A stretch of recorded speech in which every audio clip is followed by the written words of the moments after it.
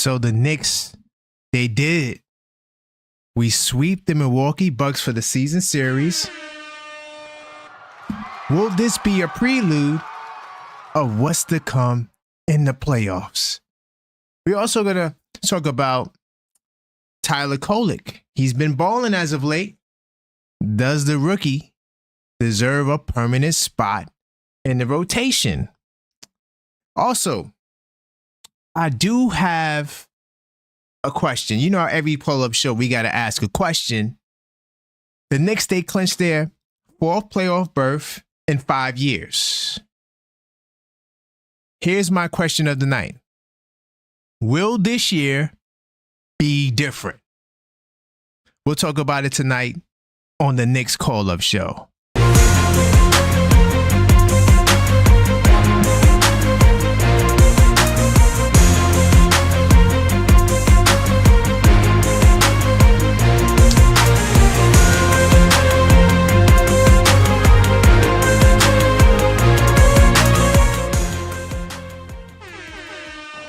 Welcome to number 18, the Call-Up Show. I am your host, Karan Pierre, the Objective fan, straight out of Kings County, New York City's finest. And you know the vibes, man. So listen, the Knicks finally do it. You know, we swept the Milwaukee Bucks. This is good news. Even though we know they've been hurt, and prayers up for Dame Lillard. You know, we don't wish ill health on none of the opponents. We want to beat them 100%. But nonetheless, they had their fair share of injuries. We also had our fair share of injuries. We're down to our fourth and fifth string point guard. Crazy. But the Knicks were able to hold off the Milwaukee Bucks and get the job done. So I want to salute to some of the people in the building early. Crimes Dad, I see you. Coach in the building, Knicks Tape Madness Discord server. Salute. On Dios. Super Mod. Crimes Dad, I see you, man. You didn't tell me to start the show early today. You didn't tell me to start the show early today. Salute to Keith Watkins, straight out of the ATL, Knicks Tape Madness, Discord server and channel member. Man, listen, guys, you already know what it is. This is the Knicks Call-Up Show, 646-995-8389. If you're not subscribed, right now I got the chat into subscriber mode. All you got to do is subscribe for a minute and you'll be able to get in the chat. Salute to FS Wisdom in the building.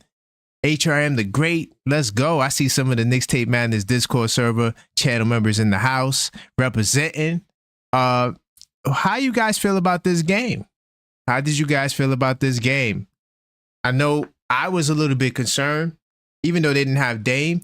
My concern was point guard play, right? Not having your top three point guards. I thought the offense would struggle. Offense didn't look too bad, but it didn't look the greatest. OG Anunoby stepped up. Now, I didn't get a chance to watch some of the third quarter and some of the fourth quarter because I was busy doing things for the show. And as you know, technical difficulties. So I missed some of the game, but I did see the final stretch. I saw when OG started to erupt and, you know, really put the team on his back. Like I said, man, OG Anunoby's looking like that third option to me. He's looking like he really stepped into that Kawhi Leonard bag. And what impressed me the most is his diversity on the offensive end in terms of doing it in multiple ways. He's just not shooting corner threes, right? I mean, he's driving. He's taking guys off the bounce. He's hitting a little mid-range fadeaway. I mean, I don't know if he's been working with Kawhi, but the brother looks really good. The brother definitely looks really good. Crimes Dad, you knock it off. You better start the show. Oh, I see the OG Knick fan in the house. Salute to my pops in the building. Knicks will be champs 25-26. Man. Let me see. Best 1 minute 30 basketball ending was the Bulls-Lakers. If you hadn't seen it, you must. I actually saw that. I didn't watch the game, but I did see that final stretch. That was a crazy game. Yo, you want to know something funny about that, Crimes Dad? I was just telling Dusty because, you know, I voice text with Dusty all the time, right? So he sent me a voice note talking about he worried about the Bulls. They got his number. So at the time, I'm like, well, listen, if you got Luka and LeBron playing, y'all gonna win that game. Lo and behold, he sends me a voice note like, I told you so. I'm like, damn, I didn't expect that. So yeah, the Bulls, they definitely got some, the Bulls might be all right. The Bulls might be all right, going forward into the future. Let me just double check something on the back end. Oh yeah, we good. Cool. Let me see what you guys talking about in the chat. Crimes that was the best ending ever. Incredible. Yeah, that was crazy. Coach says I like Kolek. So okay, yeah, that's one of the things I wanted to ask. Kolek, he deserves a spot in the rotation. Do you believe he deserves a spot in the rotation? Tonight he had 5 assists, no turnovers, plus 18. Hold on, I'll put it in the research mode. So yeah, Tyler Kolek, 5 points, right? And 5 assists, no turnovers, like I said. 1 of 2 from 3. Honestly, yo, to me, Tyler Kolek, he definitely does a great job, manipulating the defense. And, if you're open, he's going to find you. He's definitely going to find you. But with that being said, I'm going to say I don't think Kolek should be in the rotation permanently. I know that some of you guys may not want to hear that. But one of the reasons why I don't think you do it is because you've been playing campaign the whole year, right? You've been playing campaign the whole year. He was playing good basketball, especially when he got the opportunity to start. I think that going into the postseason, I wouldn't change the rotation, right? It's great that he can step in, right? And where's Trevor? Hopefully Trevor calls it. Oh, there you go, Trevor. Trevor, whenever you're ready to call in, because we got to talk. We have to talk.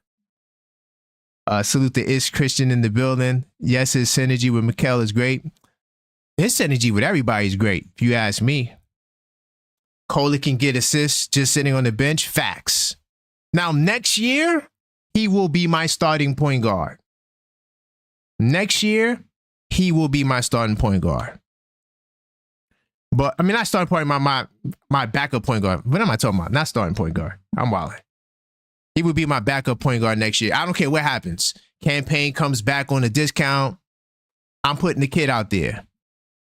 Yeah, I was wilding with that, coach. I meant to say backup.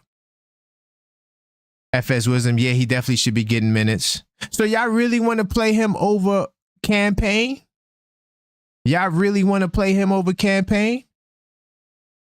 I don't know if I agree with that, guys. I don't know if I agree with that. I feel like campaign is a better defender, right? And I feel like he's been there all year. He's a veteran with playoff experience. I would not remove him from the lineup. Landry Shamet, I'm going to do an unfiltered thought on him. I owe him an apology. Landry Shamet has to stay in the rotation. He does it on both ends, and he's been doing it on both ends.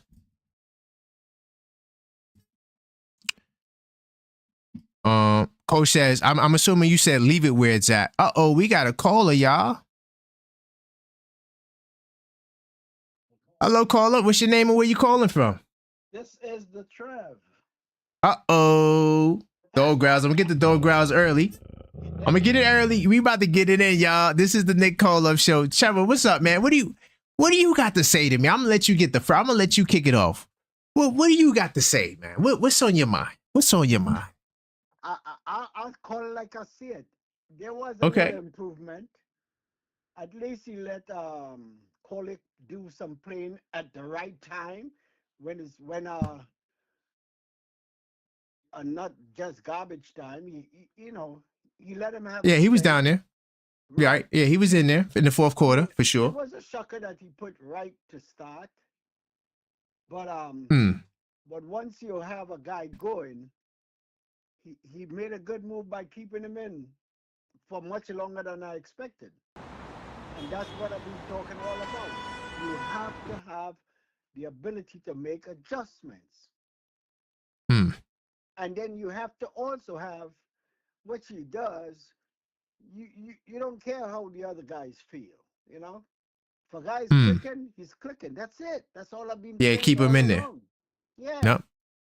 Nope. Yeah, but he did take him out for a little while, and I was like, "Yo, what is he doing again?" You know, he still have the Yeah. same, he still have the same habits. So I don't know if he did this one by accident tonight. I'm trying to wonder. Nah, I think he's on the money. And the reason why I wanted you to call too is because I remember you was talking about how, guys need time, so when they get in the game, they'll be ready. You got to give Tibbs his credit. Kolek was ready. All of these guys were ready. They all did good Yeah, stepping but in. we should not be forcing him just to do it. Well, the injuries did it. The injuries is the reason why these guys are playing. So, He was forced into it. right, of course. But to be fair, these guys are performing. They are performing, even though they hadn't got a lot of time prior. DeLon Wright, solid job starting. He was getting buckets early when we need him. It's funny. It's like everybody who starts at point guard, they have really good first quarters. Do you notice that trend? Yes. Like they always start very strong. But yeah, at least the guys are ready to get into the game. Even if they're not getting the time, you got to give them credit for that. But that's what I said. I said all along. Remember, I keep telling you, you have to watch a guy demeanor. If a guy knows he has a chance to get in a game, his whole body changes. His Right. whole Right. attitude changes. You know what I'm saying? So Yeah. when he's put in the game, now he starts to perform. He might take a couple of minutes to settle down, but then he starts to perform. Okay. I keep saying that all the time. You gotta watch that body. You know, Okay. it's that simple. It's you know, I mean, I'm not in love with Tibbs because I think we still I have to know. force it. No, I'm not afraid to say it. I know. No, I know. We know. We know. We know. Yeah, but I don't think we need to force a guy to make the right move. Not at this Hmm. stage. It's not like this is his first year. This is like his fifth or sixth year. Come on. Yeah, this is his fifth. Well, yeah, his fifth year. Yep. Right. Mm-hmm. So that's So all I've go been ahead. saying. No, I know. But so does Kolek need to be in the rotation based off what you've seen? The a lot of assists, no turnovers, great assist to turnover ratio. He looks very comfortable out there. Defense is not as bad as we, think Yeah, it could, think it was, thought I it was. like him in the rotation because to me, the Knicks play a brand of ball that you don't regularly see. Guys, Mm. look at Bridges. Bridges get his shots where he wants them. Yeah, yeah. Oh, yeah. He was, yeah, definitely very aggressive and was getting Big some great difference. shots. Yeah, Right, big big difference. difference. Yeah, You know, I agree he with that. passes the ball, and that's one of the things too. You see, this is why I said he gotta have that playing time.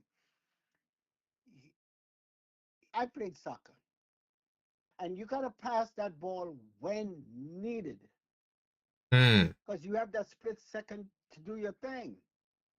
Right. I was just showing my granddaughter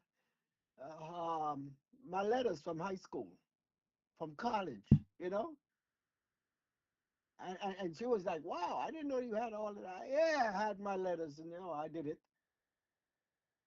So you got Nice. to, this is the reason why I know what I'm talking about. You got to give it at the right time. Timing is very important. A guy's going to be on the wing. If you have the right guy to pass the ball at the right time, he's going to be there. Not good. Yeah. Yeah. Remember in the, what was that? Early fourth quarter when the Knicks slowed the ball down and they were way up on top of the key. And the commentators were saying, "Look at this.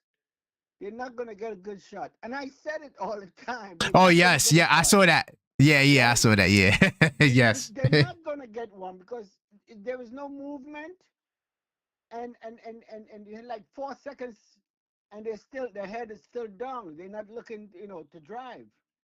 So now Right. you got to take a wild shot, which which you're not going to have anybody under the basket to get any rebounds because no movement. So it's like Right. free play. And there we go again. Inbound in the ball. We call a timeout and we lose the ball on an inbound play. Come on, how many times? Oh Lord, not the inbound play. Times. Yeah, we're not talking rocket science here. We gotta Right. practice that stuff. It's important, especially in the fourth quarter. Right? Right. Punch Yeah, no, time. no. Punch time, you call a timeout because it's necessary, okay? And then you're gonna turn the ball over. Hmm. No good.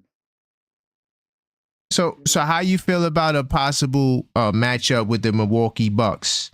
Do you feel as though do you feel confident going into that series? Yeah, I feel confident. All you have to do, and that's the next thing I can't understand. We have Otetopunko with 5 fouls, and we don't even take it to him. You gotta put. I don't care if you bring a guy off the bench, take it to him. Nah, They're for real. Nah, desperate. I agree. You Yeah, know, yeah. You got to work attack on it. him. You see Mm-hmm. what? You see how they came out in the game? They took it to Carl Anthony Towns. First thing they did. Second time. Third time. Until he got 3 fouls and he had to sit down. Right? Facts. Yep. Nah, you're right. So what happened? I'm not the rocket scientist. Take it to. We know that before the game starts. Take it to him. Let him do some defense. All right. So you get your shot blocked. So what? Take it to him. Let him block it. I mean, other than that, they didn't call a lot of fouls we got. They were beating us up and they were calling on us, Oh yeah, you that was know. another thing. Yeah, they was definitely getting beat up. But I got a question. So, if Dame was healthy, would you still be as confident going into this Buck series? Yeah, Okay. you know why? I'll tell you why. We took it to them. So I'm confident. The hardest part in any sport is to play defense, you know? Yeah. So if you take the ball to their best players, let's take it to them. Let them play D. Them can play some defense, but he ain't that great. Nah, Dame is not defending nobody on the Right. trust That's what me. I'm He's saying. not defending. Trust me, he's not. Right. I watched him. He's not defending the perimeter. That's one of the areas Exactly. I feel like is one of their weaknesses. They do a good job on the interior, but on the perimeter, food. I mean, I love OG. OG, take that ball and let them defend it. Oh yeah, beautiful. What OG's doing on the offensive end, the diversity of his Yeah. arsenal. It's not just a corner three. It's not just a backdoor layup. No, he's doing it all. I I mean, love. mid range shots. Oh, You know what yeah, I go love? ahead. One of the best plays I see go on when Hart take the ball from end to end, straight to the basket. Oh, I love it. I love it. I don't care if he Oh yeah, oh misses. yeah. I don't care if he misses, but he put the pressure on them. Don't give him a free play. Right. You see that opening, and Kolek did it too. He passed the Mm-hmm. ball a couple of times, and when they thought he was going to pass, he took the shot and he made it over Giannis. Right. So you Well. see the big difference. We're not talking rocket scientists here. You got to put these young guys out in the season so that when the big stage really comes by, they're comfortable. Mm-hmm. And not only Copy. that, you got to put them out there and let them get beat up. So then they get pissed off and beat the other guys up. Right. Right. Well, guys, this is the Knicks Call Up Show. Feel free to call up and have a conversation with me. You could call up 646-995-8389. I see my man Mike for P. I'm gonna get right back to you, Mike, but I want to talk to Trevor for a little bit. So, okay, cool. Now, you want to put Kolek in the lineup, right? Yeah. I only reason why I disagree is because I feel like Campaign is a veteran. He's been playing most of the year. I think you stick with with your veteran. But at the same time, I'm willing to go with whoever's going to be the best for the job, right? So if Tibbs decides to go with Kolek, I'm not mad at him. But also, why I think Kolek might get a run, and this might be something that none of us is considering or thinking about at the moment. But I don't really know the status of Deuce McBride. I haven't really seen anything. They might have put something in there today. Today I was kind of busy all over the place, so I don't know if they put an update on McBride's health. But if McBride is going to be out for a while, then that would be Kolic's opportunity as well. So you don't even have to, pull somebody from the lineup. But the mere fact that when Kolick is in, the ball, the Knicks plays differently. That's why I said slip him in. He doesn't have to have a massive amount of time, but if it's working, then we work with it. So we need to find some spot, some kind of space for him. I agree. He changes the game completely.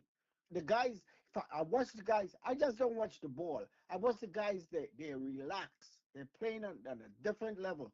The confidence level is way up when he plays. I don't know why. See? Because they know he gonna pass it to them. Nah, I don't know. Exactly. That's possibly the reason. Yeah, he's really good. I mean, for a rookie to be that poised, man. I mean, incredible. Now I do gotta ask this question. The Knicks, they clinched their 4th playoff berth in 5 years, right? Yeah. I know you're not fond of Coach Tibbs, but I do gotta ask, why could this year be different? And please give an answer to the question. Why? So we know we've been to the playoffs. We went to the second round. We got bumped in the first round one of those years. What could be the difference this year, us making it to our 4th playoff and 5th year? Let's see if you could be objective. He has to be less stubborn. He has to give credence to what's happening on the floor. Forget, what irritates me? When he looked down at that paper and he sees 3 or 4 minutes before the quarter ends and he makes those changes. And I'm saying, yo, you got a flow. Why are you messing it up? He looks at his paper and I said, oh God, he's gonna make a change. And you change when necessary, not when the time comes. So for you, the change would be him being less stubborn, leading to him making better decisions. Okay. Yeah. Okay. I respect that, because sometimes you get a guy and you get a set of players in a flow. You don't break them up because the time reach. Hey, come on. As soon as you do that, the momentum changes just before the quarter ends. Right. See? I'm riding with you. You don't want that. I'm riding with you, man. So, all right, man, give me your final thoughts, man, because you've been good tonight. You haven't been as hard on Tibbs as I thought you was going to be. You acknowledge some of the changes, but you feel like there's ways to go. That's fine. But what are your final words tonight that you would let the people know on the next call-up show? Well, about the show itself or Tibbs? Tibbs, whatever you want to go. This show is about you guys. Well, yeah. I mean, I like the show because it lets people voice their opinion, regardless if it's positive, negative, or what in between. Oh, that's a fact. And I have to give him a little, a little blight tonight because he did some things out of his comfort zone tonight. There you go. That's all I wanted. And you know what, Trevor, you made my night with that, man. Because I thought you was going to just be like, Tibbs, but no, you gave credit to where it's due. That's all we can do. Yep, that's me. If I see it, and I don't like it, I say I don't like it. Okay. Facts.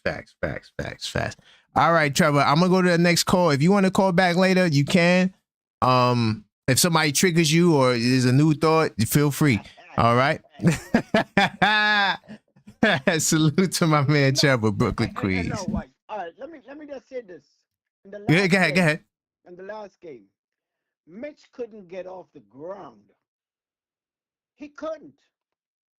He was like dead weight. Every time he went up, the first time, Mitch, the real Mitch gets up twice at least. One after the other. If he misses, he gets right back up. That's his positive, right? Last game, he was dead meat. He went up the first time and that's it. All he could have done was watch what happened. And we gotta understand. We're playing 5-4. Bitch doesn't even take a 10-footer. Even if it's the fake, the funk, a 10-footer. We're not asking much for a 7-footer. You know? And that's what irritates me. Get him out of there. He should have played Precious. Because Mick wasn't getting off the floor. You gotta keep your eyes on what's happening out there. If he's not getting off the floor, get him out of there. Okay. Much rather I hear you. player. Some days Precious is in space. Right or wrong? So, I mean, he has his day. He has his moments for sure. Yeah, he has his moments for sure. Some days he's in space. Get him out of there. Yeah. Now, I ride it with you, but you know Tibbs is only going with his 9. No, that's wrong. That's wrong. Some days you literally have to go with 10. You have to. Nah, that's facts. That's a fact. That's only something they call adjustments. You know? And that's all I'm asking for. He doesn't. So that's why I said I'm a Knicks fan from 1970, but oh wow. I'm still scared. I don't think he can push us over the wall. All right, well, we gonna see. I think he can. His stubbornness, at least because of his stubbornness. Okay. Well, we gonna see. We gonna see, man. But thank you. I will get you back on. Listen, man, I appreciate you calling, man. Brooklyn, Queens. You know how we do it. Hey, and don't forget George W. Wingate, man. Oh, let's go. All right, I'm riding with that. Let's go. Yes, sir. All right. I used to live not too far from Wingate High School. Yeah, man, to all my people from Brooklyn, you know, that's one park that you don't want to play around with. Anyway, but yo, I got 2 announcements before I get to my man Mike from PA. Keep the calls coming, 646-995-8389. We're doing a watch party, guys. So there's a couple of spots I have my eye on. The issue that we have right now in terms of planning this whole watch party is that we don't know which day the Knicks are going to play on. So we're still waiting to get the final word. We know it's going to be the Saturday or Sunday. That'll be the 19th or the 20th. We just don't know which day. So I do have a RSVP link in the description of this video, or in the chat rather. It's pinned there. It says watch party RSVP link. If you do want to watch the game with me and a couple other people that's going to be there, click that link into the form and just fill it out. Takes you like 2 minutes.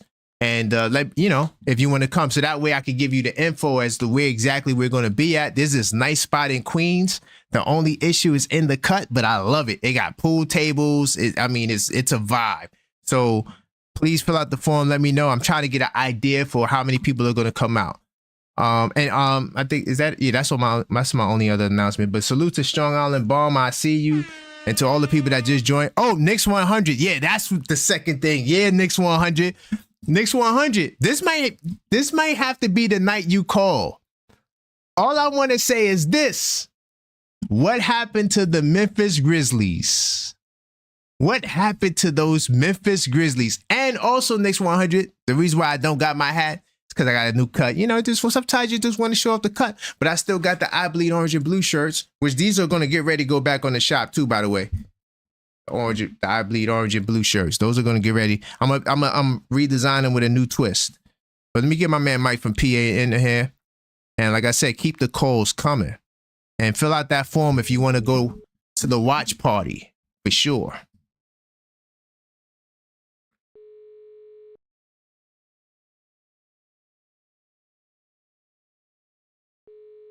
See if he answers. Your call has been forwarded. Mike from P. Oh, there you go. He's calling right back. Hey, caller, state your name. Where you calling from? Yo, what's good, man? Let's go. Yes, from Harlem to PA. What's going on, my brother? What's going on, fam? Yeah, great game tonight. Yes. Salute to the boys in Orange and Blue. Yes. Not gonna shoot at your man tonight. You were saying some stuff in the Discord. I was like, yo. You already know, man. I ain't gonna shoot up Charlie Brown tonight. I ain't gonna smack the guitar strings off his feet tonight. But Okay. but I got a hot one though. I got a hot one. Let's go. Let's go there. We going there tonight. Why not? OG looking like the second option. Whoa. Wait, hold on. Whoa. Let's slow it down. We gotta take our time with this one. 646-995-8389. This is whoa, wait. When you say second option, are you saying with Brunson not there or with Brunson there? With Brunson there. Ooh. Yeah, he looking like the second option with Brunson there. Oh man. What he's been doing really been impressing me. And I think he's being the second option. It's because Cat is kind of being treated unfairly. Trevor kind of hit a little bit. I listened to a little bit what Trevor said. And he said that, Cat really not getting the calls like that. We saw a lot of it tonight. Facts. Yeah, and you heard what I said in the chat, what I typed in the chat, how Cat is really driving to the lane. He want at heart he's a guard. Like in his mind, he's a guard, but his body is a center. Right. And what he's doing, going to the basket for those 2 points, even if he makes it, I feel like I'm losing a bit of Cat every time he does it. He's scrunching, you know what I mean? He's limping up the court or something like that, even if he makes the 2 points. But most of the time, he's not making the 2 points, and he's still not getting the calls. Getting himself to the line, even if he's not having a good shooting night. He's doing it on both ends of the floor. Right. No, that's a fact. Yeah, he's the fact that he was 100% from the line tonight. Even though his shooting percentage from the 3-point wasn't that great, he was like 30%. He still hit some key threes, man. He looks great. He looks great. He looks like he wants to improve his game. He wants to add elements to his game. Cat needs to take some of that and add some of that to his profile, man. He might need to start trying to think about adding a post-up game, adding a mid-range game, doing something different, because I don't think it's working. I don't think it's something that works in the long run, what he's doing right now. Yeah. Wow. So damn. So you said a lot, bro. I want to ask. I know some people were like OG as the second option. Yo, I might even make that a poll tomorrow on the channel, because I can see people going crazy over that. So who becomes the third option? That's the question I want to know. Who becomes? Yeah. I would say it's a 1A 1B between okay. Bridges. Yeah. Okay. Ooh. Whoever got the hot hand that night, you know what I'm saying? But remember OG in the playoffs last year? Yeah. The game that he got injured, that last game against the was he not going crazy? He was putting in work. He had Siakam on smash too. He's really, I don't know, maybe he might be like the Jimmy Butler type, where playoff time come around and he tap into a different bag. But I mean, he's been doing this stuff, a little bit of this stuff all year, but it seems like the post season, he's really tapping into a different bag. He looking crazy out there right now. Yeah. So if he does that in the playoffs, if he continues this in the playoffs, it's gonna really be hard for me not to view him as the second option. Wow, that's deep. Hold on, I'm gonna chime in on what you said, but I gotta give a big time salute to still Knicks fans in the building. I see you in the house, Ron. Get your rest, and we definitely see you in the morning. And also, Nick 100, man, you got to answer that Memphis Grizzlies question. I didn't really see an answer. I seen 25-26. I don't know what that is. Are you trying to salute to Knicks will be champs 25-26? I don't know what that means, but You got to answer that Memphis Grizzly question. I just need to know because you said they were going to the finals. They firing their coach. It's crazy. But yeah, to get back to it, I think that's an interesting thing to consider because, like, when you look at the Clippers, right? I know Kawhi is now getting back in his bag, but Powell is like the first, second option. Like when you watch the Clippers play, like Powell is that dude. Like he kind of like stayed in that, spot where he's the guy on offense, despite Kawhi coming back. And I think eventually Kawhi will probably take the mantle, but hey, it may be something to look into because the way OG's getting his buckets, I agree, it's more dynamic than Bridges, even though Bridges has been a better scorer, but it's something to consider. I mean, run some more plays for OG. Why not? I ain't mad at it, to be honest. Yeah, I mean, because he's not relying just on one thing. Like that's what he's Right. cutting. He's exploiting mismatches. And I saw that. I saw them have Brooks or Kuz or even Giannis and him see that and okay, I'm taking it to the basket. Um, he's not just relying on standing in the corner. And I think a lot of our players have been complacent by just trying to go to their go-to or what they believe works for them every night, and that's just Right. not depending on a matchup.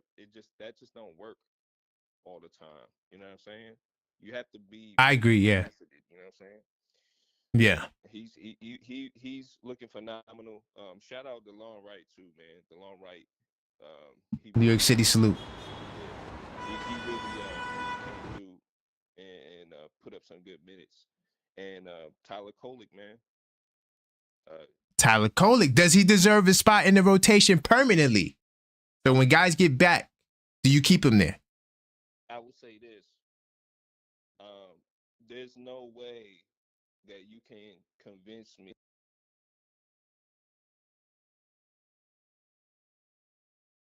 Did I lose you, Mike?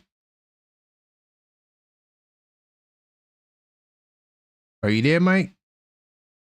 You might have got another call or something. Not sure what happened. Hold on, me teeter with this volume here.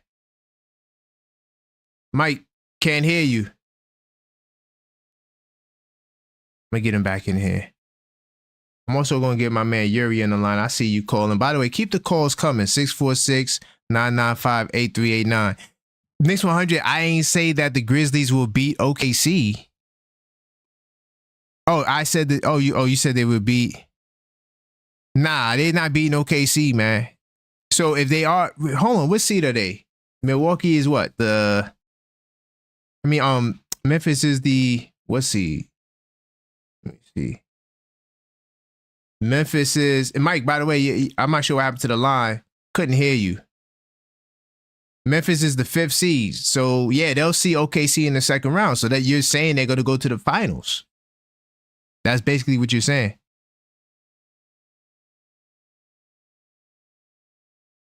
Hold on. He just called, but I'm not sure if he having trouble with his phone. Let me try dialing him one time. Hey, Mike. Yeah, I'm not sure what happened. The phone got. I'm gonna say this real quick about Tyler, and then I'm gonna head back into the job. Oh, okay. Yeah. Go ahead. Yeah, there's no way that you could convince me that Tyler don't get minutes against teams like the Raptors, Nets, the Wizards, um, Hornets. He should have been getting minutes against those teams all year. Um, so maybe these last few games, obviously not in the playoffs. He's not gonna, unless something catastrophic happens. I don't think he gets minutes there. But Okay. yeah, against these lower echelon teams, yeah, there's no way you could convince me that he don't get 10 to 15 minutes against them. He's too good. He's finding people. He's catching people in stride. He sees the floor completely, and his game is fluid. He's getting people the ball in their spots, and you see the synergy between him and Bridges and OG and just everybody, man. Shamit, even Shamit is getting some glow off of his game. So there's no Facts. way. I don't see how he don't get minutes against those type of teams that are just not a threat to the New York Knicks. You know what I'm saying? Right. But not the playoffs though. Not the No, playoffs. of course not the playoffs. Copy. He's a rookie. Copy. He don't get. I don't think he gets that burn in the playoffs. I wouldn't even argue for that. But this is something you got to give the Knicks police credit. They've been calling for some Kolek minutes all season. And you can't. I'm telling you, just by looking at these, what was it, 3-game stretch? There's no way that you telling me he couldn't get minutes against the 76ers. Like, Yeah. Nah, you're right. Even, Nah, you're right. I would even throw him in against a team like the Hawks, even maybe. The Hawks gives us some trouble, but I would even throw him in there as a way of trying to switch things up, catch them off guard, maybe change the game plan here and there, find people in rhythm.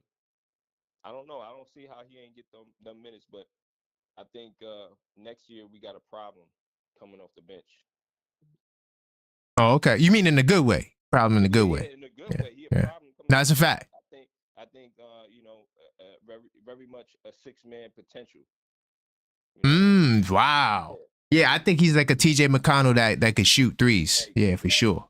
Exactly. And probably a better passer.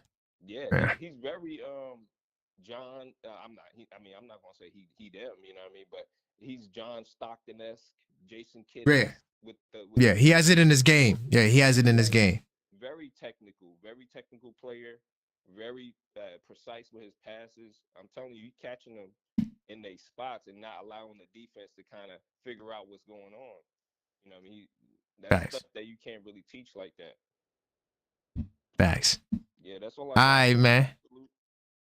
Salute, man.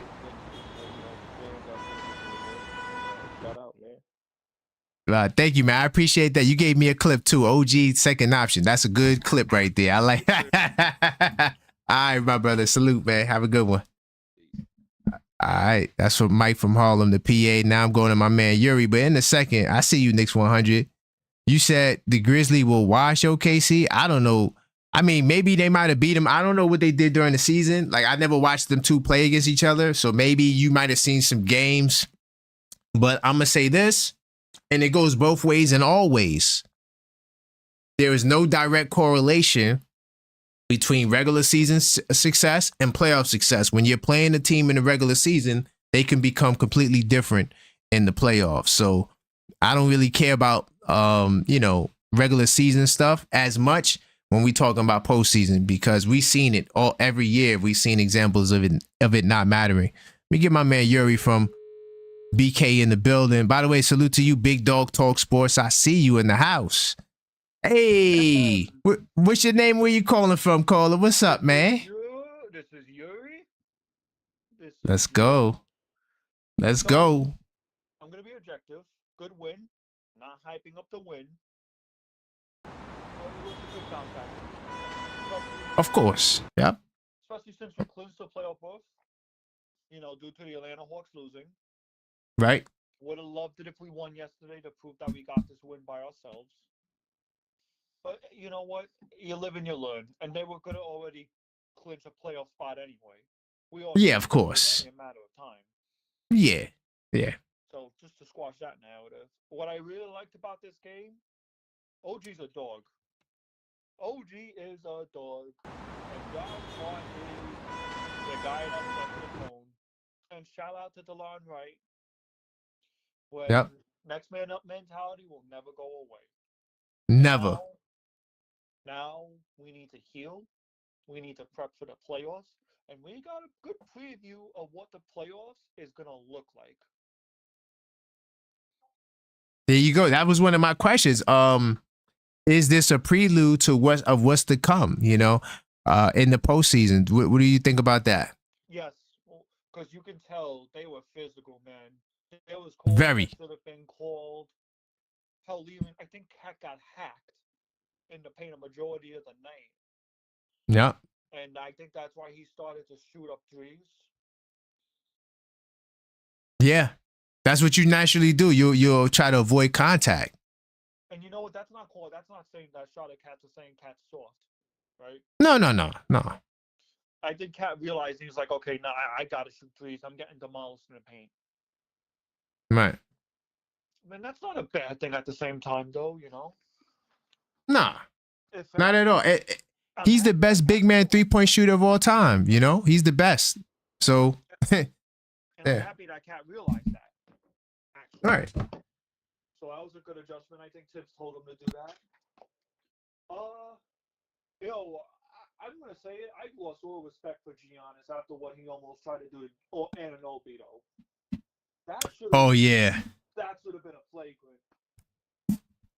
I get it. You're trying to go for a block, and you don't want to give up the effort on defense. But when he's airborne like that, you can't. That's way too risky. I lost. That looked like that was intentional. And you see OG, he went up to him. He's like, yo, you really trying to take me out? Yeah, I got to go back and watch that. That took place. Was that like the fourth quarter? That was fourth quarter. No, but I see because I seen somebody talking about that. Because I was busy in and out the game once it got to the third quarter. But yeah, I gotta watch that. Yeah, I saw the play when OG where Giannis kind of like he kind of pushed OG out the way, and then OG got back at him and got the bucket back. I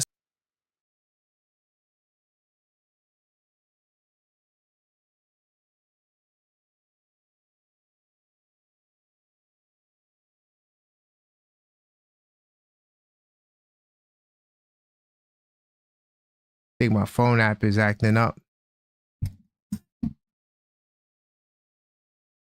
Is a lag? Can you guys see me? We back? We good? Okay. I'm not sure what happened to Yuri though. Okay, we good. We back. Yuri, call back. That might have been my fault because I was doing something crazy behind the scenes. I didn't think it would interrupt the stream. Never do that again. I'm never doing that again. But Yuri, call back up, man. The 646-995-8389. We still live. Knicks 100, you're bugging. I don't know why he keeps saying that the Grizzlies would beat the OKC Thunder. Like I don't see it. I don't see it. Oh, let me make sure my phone line is still active. It's loading up. So I should be able to take calls in 1 second because it's still loading. All right, let me just double check. Yeah, okay, yeah, we good. Yeah. So yeah, keep the calls coming. I got the phone line back too. I'm really trying to see what does he really think about the Grizzlies and the Thunder? Like, why is he saying that? No, we looked that up when he said it. The Thunder was washing the Grizzlies.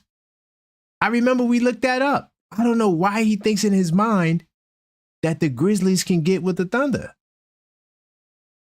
Hold on, let me see something. Let me go to research mode, man. So look at the games. Thunder smacked them the first time they played.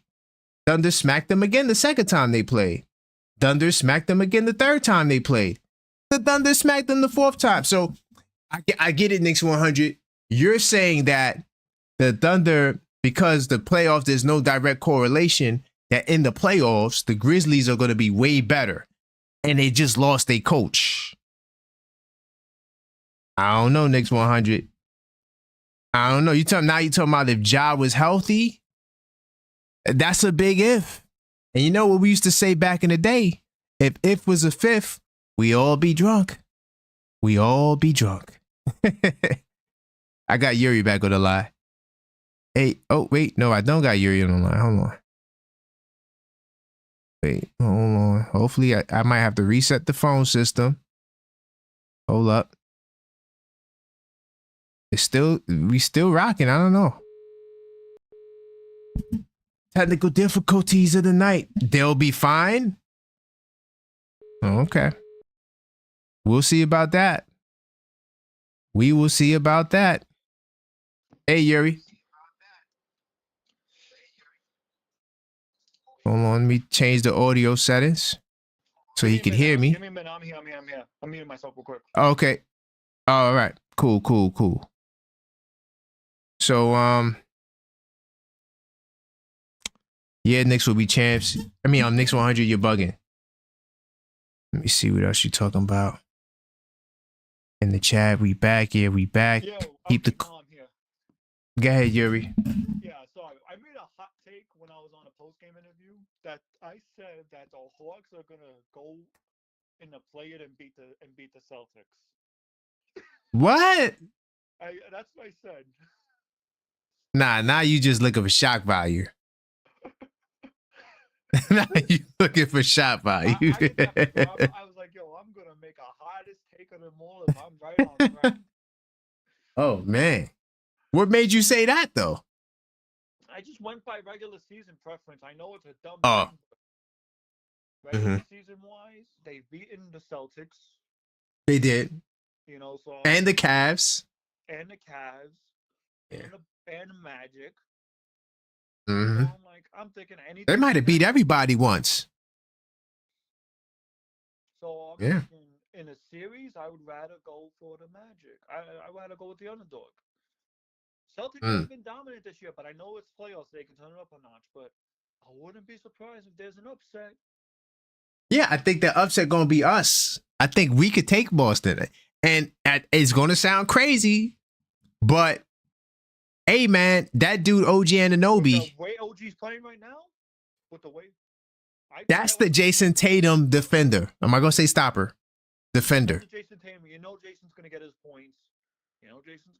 points. But we playing them one-on-one. That's the key. I just feel like the Celtics are going to be overpowering the Knicks in a series. I would like to see them put up a fight. Knicks would be champs. Are the Lakers sitting ducks or a dark horse to make the finals? That's a Dusty quote. Where's Dusty at? You need him. My God. I should hit him up. You know, I'm gonna text him. Only because he said that. I'm trying to stay away from Dusty. Because listen, Dusty, I don't know what it is about him. He is like the humble police. If you go to him and you bragging, your team is gonna lose. So I every time I do that with him, like with Duke, right? I'm like, yeah, the real North Carolina boys is in there, right? And then Duke started losing the lead the last game. Literally right after I sent that text. Dude, that Duke game, that was B2A. That was a B2A game. Yeah, but it was a scary moment when them boys came back. The boys were trying to make a comeback. I was like, oh no. We're really trying to make a comeback. But yeah, no. We got a lot of dogs on our team. That's all I'm gonna say about that. Tyler, yo, that young dog, that man's a young dog. After what I saw today, Buck tried to get up on him. He's like, "Yep, give him the elbow. Get off me." Yep. So, what are your thoughts on him? Should he get a permanent spot in the rotation? I'm not sold on him yet. Okay. He's gonna have to do a lot more to earn my trust. A lot more. Keep him on the bench. Let him develop. And I also got a hot take too. I'm glad Tibbs didn't play the rookies this year. One reason. Hakeem Dadier, 18 years old. I do not want him anywhere in the NBA. Sorry. We don't want a Frank Ntilikina on our hands. Damn, you went to Ntilikina. Oh Lord, don't say that name twice. Remember all them people used to be crazy over him? Man. That's number two. That's number one. We don't want a Frank Ntilikina on his hands. He's a young kid. He's raw. He's got to be developed properly. Yeah, facts. He's got to be. I agree. Yeah. Number two, I'm glad we didn't play Tyler Kolek as well, because we've seen the benefits now of what was going through the G League. I want to see more of that. And here's the thing: he's going to get his time to shine. He's gonna get his time to shine by the time he's a sophomore in the NBA. Tibbs is Oh, gonna yeah. him. Yeah, he's going to be. I think he's going to get the job next year for sure, because Payne is going to be out of there, and I think that they're going to go with a lot of more of the younger guys. Maybe even Pacone might get a shot, but I think Ariel and Kolik are going to get a lot of time to show their stuff. The rest of the guys, I don't know. Maybe McCullough Jr. as well, because he is like 6'8". So that's why I'm not worried about the Knicks. Our future looks really good right now. Really good. Facts. The reason why I say that is because even though Tibbs is the head coach, he has a rotation plan. 1 year, yes, you got to pay your dues. Can anybody name me a contender that plays their rookies? For God's sakes. I think Memphis is the Knicks 100. He should. Right? Yeah, he should be the one answering this, because he's bugging. He really thinks that the Memphis Grizzlies are going to beat the OKC Thunder. I'm like, in what world? Like, I don't see that. I think this is the one time I kind of would have to agree with Knicks 100. I don't know. Why? I know there's no direct correlation between regular season and postseason, but I literally went through all the games. They got blown out in every single game. Like, not one game was close. Hey, listen. Look, I'll put it back on the screen for if you just joined. I just joined. This is the Memphis Grizzlies and the Thunder. Game 1, 130 to 106. Game 2, 125 to 112. Game 3, 120 to 103. Game 4, 125 to 104. That's a punching bag. No, in that case, then I take back my prediction. I see OKC smoking them. They getting smoked, bro. Like, I don't know what Knicks 100, man. Oh my God. By chance, OKC gives me those Detroit Lion vibes. Tough in the regular season, but suspect when playoffs arrive. Yeah. Against the Memphis Grizzlies, though? I don't know about that. I think the Memphis Grizzlies is suspect, period. They get smacked so much. Think about it. We smacked them twice. Like, they get beat up. They talk about the Knicks against the best teams. Man, Memphis gets smacked, bro. Like, every good team probably blew Memphis out this year. With Ja Morant and without him. I still play that 265 dunk from time to time. Oh, yes. Oh, yes. What a dunk that was. That was dunk of the year right there, if you want me to be so honest with you. I remember. And then look, Knicks 100 says, if you take away SGA, it's a wrap. He's the MVP. He's the MVP. When Mike Beaton said, what a passing size, and I see Deuce going up for the dunk, I'm like, oh, yeah. Oh, yeah. Nah. Yeah.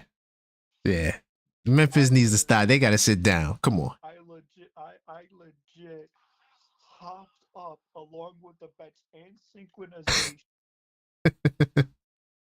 Facts. They said Ja Morant deleted his socials. Ja deleted his socials. Listen, all I'm gonna say is that playoffs are different. Knicks 100. I got OKC beating them still. Yeah, I mean, there's no direct correlation, but come on. Like, that, they got beat up. It's not like the games were close. They lost their coach, too. Like, that's another thing. Like, you don't got your guy who was there.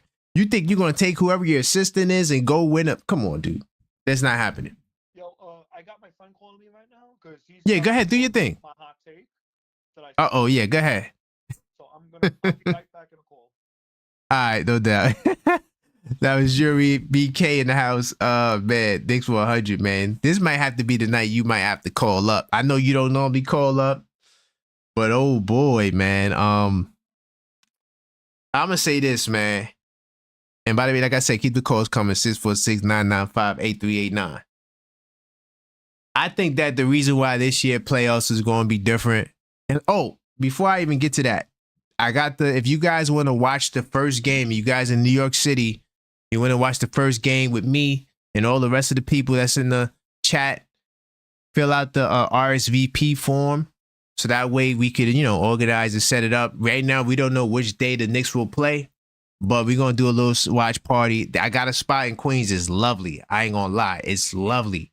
But we still waiting to see exactly which day the game will be. So if you want to watch the game with me, live watch party, pool table, drinks, fun, watching the Knicks, definitely fill out that form. Knicks 100 says, I like the entire playoff on the East and West. Facts. Yo, I ain't gonna lie, y'all. And I said this, somebody didn't agree with me. It might have been Dusty. I said like the NBA has become like the NFL in the standpoint of, you remember like in the NFL, like every year is a different team that wins the Super Bowl. Like you have teams in the NFL that are playoff teams, and then next year they just like, busted. No playoffs, no nothing. I think the NBA is slowly becoming that, or has become that, because the last 6 seasons, 6 different champions, right? So that's what I'm saying. Like the Knicks have a shot. I don't know why, Knicks fans are like so negative, right? And I forgot to tell you, Kendra, I think you're Mike from PA. I think that I forgot that point. Hold on, I do got another caller. Hello, caller. State your name. Where you calling from? Yo, it's JJ from Brooklyn. What's good, brother? How you feeling? Salute to JJ from Brooklyn, man. Hey, man, look, man. We good, man. Listen, I'm happy right now. We got to win. Anytime your team get a win, you feeling good. You know what I'm saying? Facts. So what's on your mind, my brother? Yeah, man, listen. This was an impressive win. I know they were down Dame and Bobby Portis, the ex-Knick, is still suspended, but we're missing our top 3 point guards. Facts. I mean, that's an impressive win, man. Any way you slice it. The one thing, man, OG, I have never, in this whole career, I watched them a lot with Toronto, I've never seen him this aggressive. It's been pretty fun to watch, man. He wants incredible. The ball. It's been, right? It's been incredible, man. Wow. I mean, somebody called earlier. Yeah, somebody called earlier and said that, and I don't mean to cut you, but somebody called earlier and said that he should be the second option. I was like, huh? We're going too far. My man Mike from PA said that. Yeah, I can't go that far. The thing why I can is just because the handles are still, right? They're still. I feel like they've been a little better lately. If you notice. No, it definitely got better. It's definitely better. Yeah, one thing I noticed, if you've seen lately on his drives, if you notice at the end of his drive, when he's like very close to the hoop, I'll say like 2 or 3 feet away from the hoop, you know how he would get stripped a lot, even this year, like on his drives? He's kind of like cradling the ball. Like he's protecting the ball. Right. Yep. He's like it's almost like a cradle. Like how you almost like cradle a baby. That's kind of what he's doing with the ball. And it's helping him because he's not getting stripped on those drives. Facts. Like I think that's something new he picked up like the last like recently. I feel like great observation. Great observation. Like that's great observation. Yeah, I did peep that. Yeah, he's definitely doing a great job. Right? Yeah, great job. So if that's something that could expand his his repertoire, that's huge, man. He's strong. Like even Giannis, a couple of his drives, he was like getting pushed back, like get off me, little man. Like, yes. Damn, bro. I love when he got him back too, because remember Giannis kind of pushed him and he was complaining to the ref, and then he came back and hit him in the mirror. I love it. I love it. Booing, and the fans were booing, like, bro, your guy does that every drive. Like you got some nerve. Every drive. Yeah, facts. Like, come on, but yeah, man, he's like his drives, like these dudes are just bouncing off of him. Like, wow, man. Yeah, so major shout out to OG. He's been stepping up. Salute. But I gotta say one concern I have. What's up? Cat, he's not right. I mean, he could barely get up the court tonight. Those knees, whatever knees, he is not right. He is. Wow. So you think the knees is shot? The knees look shot, man. Shot. Wow. Shot. Grimacing every play. There were plays I didn't think he was gonna make it up the court. Like he looked like stuck. Like he's not right, man. I think you have to sit him. We're almost solidified in the 3 seed, 3-4 seed again. I told you last time I called. It doesn't matter to me. So I think he needs to sit like multiple games right now. 100%. You need to sit. If you want him anywhere near healthy for the playoffs, He needs to sit. He needs So to be fair, I'm not sure if he's on the injury report though. So I don't know. But you know, he had the knee issue, and then he said knees. He was the one that first mentioned, like, someone was like, "How's the knee?" Then he was like, "You mean knees or something like that?" Like, Yeah, because I think he has runner's knee. Yeah, he has this runner's knee was the condition they were saying. Time off will even help. I'm not even sure, but like, he's not like. Yeah, I was just watching closely, and he could barely get up the floor the whole game, man. I know he's trying to tweak this ankle this game. They were showing like he kind of tweaked his ankle. He kind of rolled it a little bit, but it wasn't. Like, I just don't think it's worth it. Like, just to get a 3 seed to play this guy these minutes. He's not right, man. Like, he's just not, man. Like, don't you want this man any like close to healthy for the playoffs? No, man, we're gonna need him too. That's what I'm saying. Like, we're basically that's a good point. Solidified in the 3 seed, and like anybody who's banged up, I'm sitting. Like, point blank. Right. Sitting. Not facts. Like, I agree, because that's the NBA. Like, to all my parlay builders, channel members, like I normally do picks, right? I kind of been falling off of the picks because it's hard to make picks when you got guys getting hurt every other day. Then you don't know who's starting. Yeah, you don't know who's starting. Like, it's just too much. Like, I like consistency.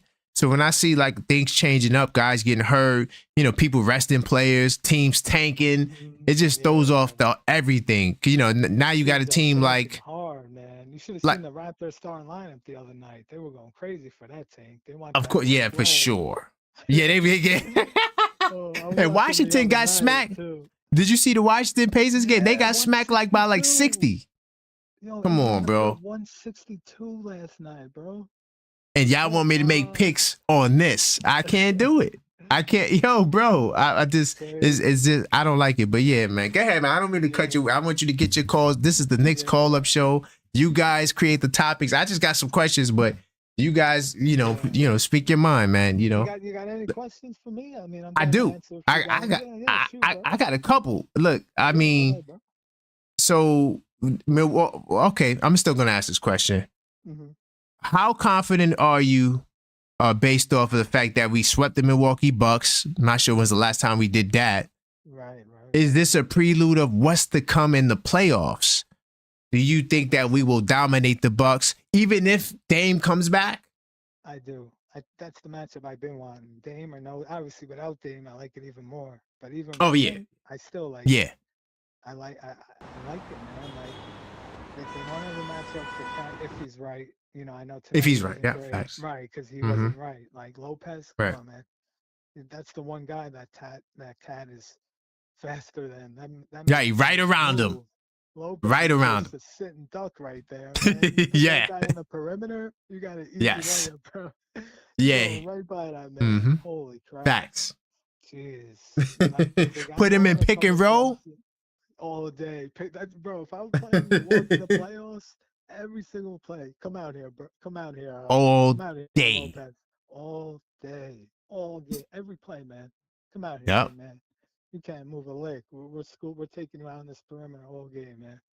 Good luck with that.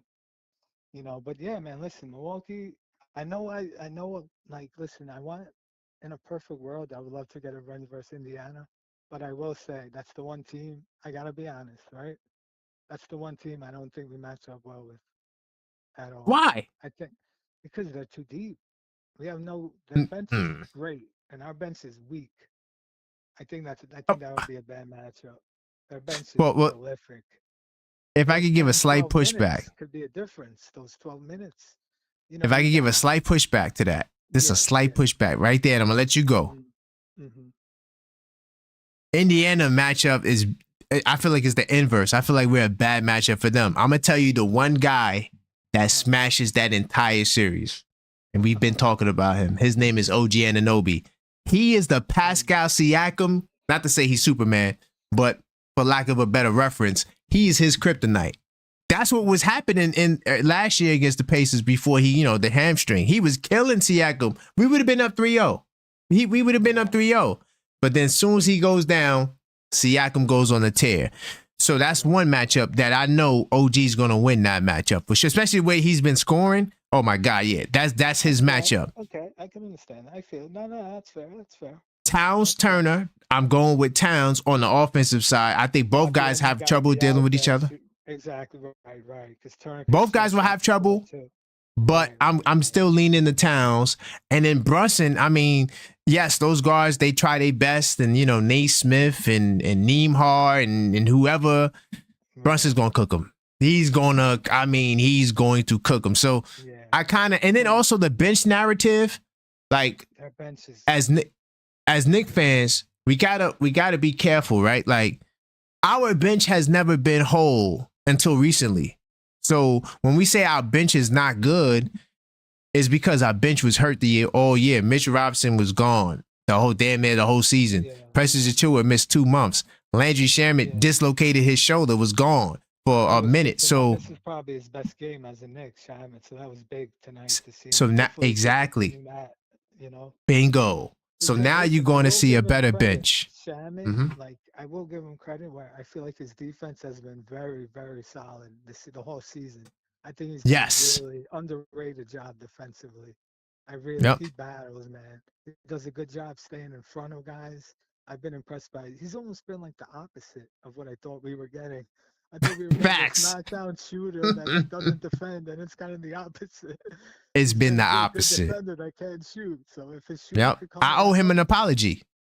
I owe him an apology. Me too. I agree. For defense, the shot, hopefully, hey, maybe I'm hoping, he's getting more in the rhythm, a little more playing time. Maybe he's still, he had the shoulder. So that would be huge, man, if he could knock down these off-ball. Bingo. Tonight. That would be huge. That would be huge. That's what I'm saying. So the bench is not bad. Our benches, I think we got a good bench if we had them the whole year. I still don't think it's the pace. Like you got Mathurin, McConnell who cooks us. Obi can. Oh yeah, McConnell. Games offensively, right? McConnell's like a little Nick Killer. Yeah, he's oh my God. But we got a McConnell and Kolick though. We got a McConnell and Kolick for sure.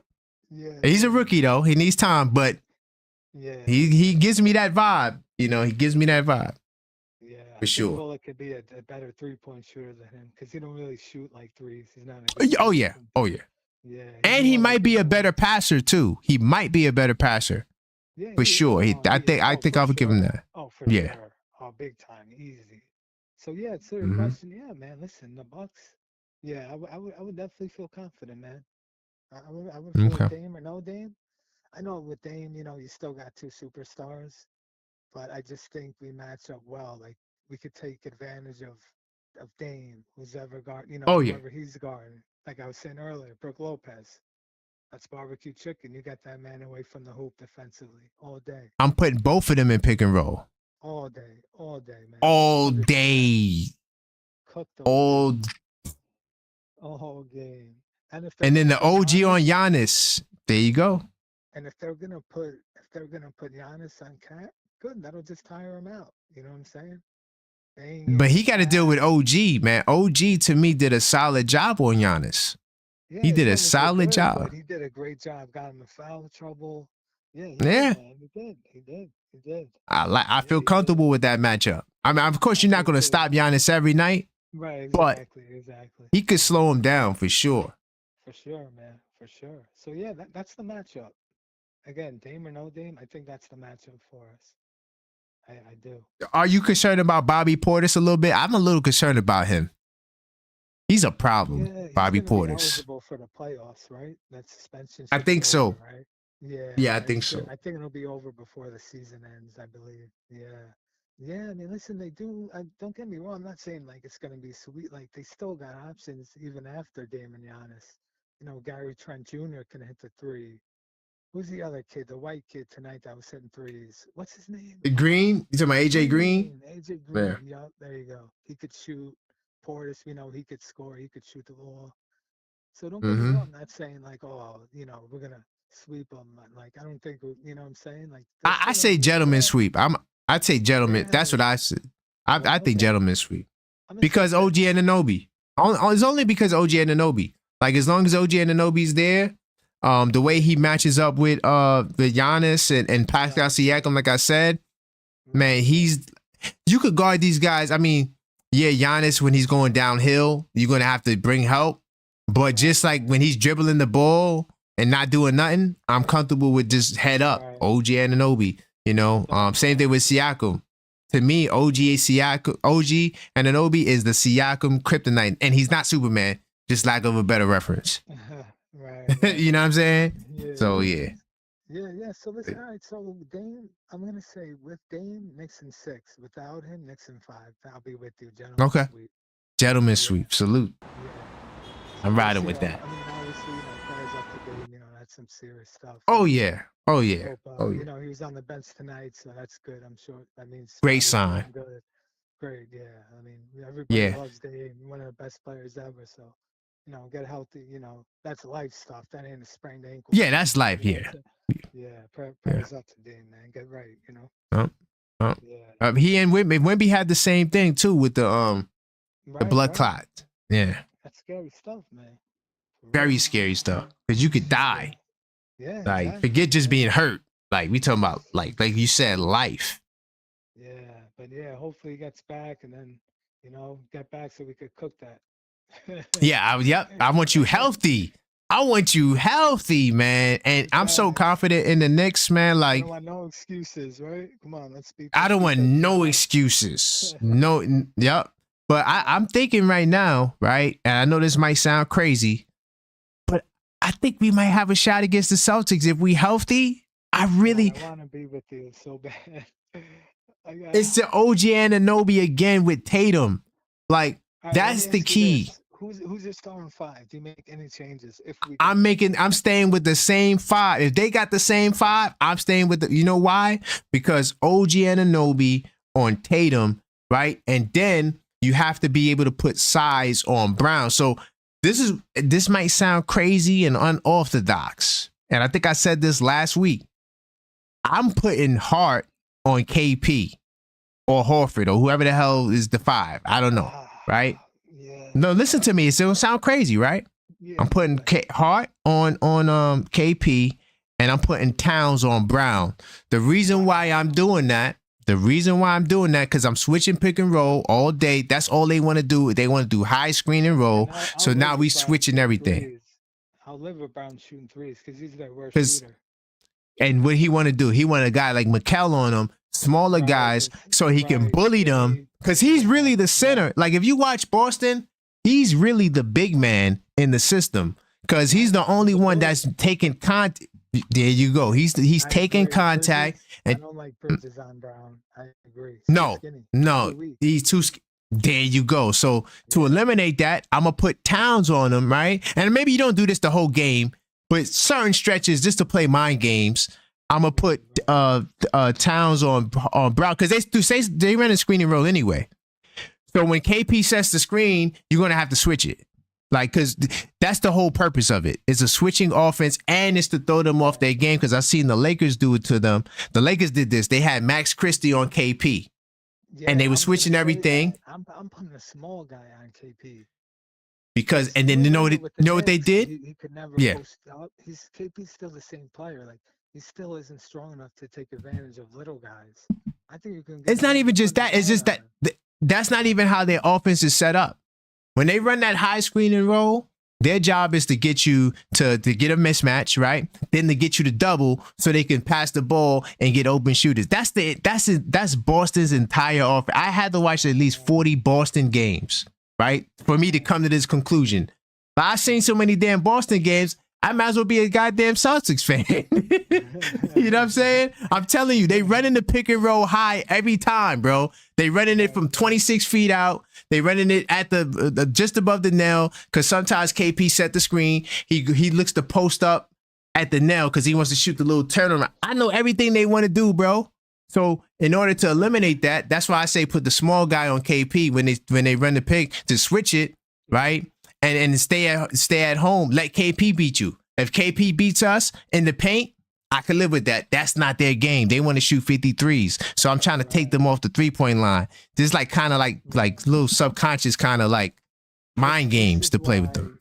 Right. Yeah, you gotta send that scouting report to Tibbs, man, for real. Oh, they got it. I trust me, they know it. No. They know Yeah. it because they was doing some interesting stuff the last Celtic game, and I was calling out on the call up. Like they would do the 1-2 pick and roll with Hart and Brunson to force Cornette because they put Cornette on Hart. So Right. they Hart set the screen for Brunson. Now Cornette is on Brunson. Like they was doing that. They was doing that. But yeah, Right. The one thing, so with the Boston, I know we're still kind of getting ahead of ourselves, but just hypothetically speaking, right? Like my Yeah. thing with Boston, I think the way you play versus Boston, if it's me, is I'm playing a small lineup. I'm switching Yeah, you the got starting to. lineup, and I'm Mhm. putting Deuce in the starting lineup for Josh Hart. Ooh, 100%. really? Yes, because listen, I think they're gonna leave Josh Hart open. They're gonna sag off of him because he's That's a timid mistake. from three.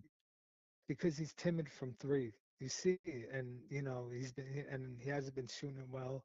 Deuce McBride out there, you have to respect him from three, even if he misses 5 in a row. They're gonna respect him because he's a willing shooter. He could get hot, and I also think Deuce is a better defender than Josh Hart. To be honest, I don't think Hart has played good defense this season. Like I Now, think. the only issue, right? The one issue you might have Mhm. is who is Deuce going to guard on defense because somebody has to guard Brown. Somebody has to guard Brown. That's the only problem with that lineup. Right. That's the only Then problem. you're gonna have to put Bridges on him. Oh yeah, you're right. Yeah, that'll be tough. Well, you're gonna have to tell Right. Bridges, listen, man. Hey, grow a pair, right? Play tough, unless play unless physical.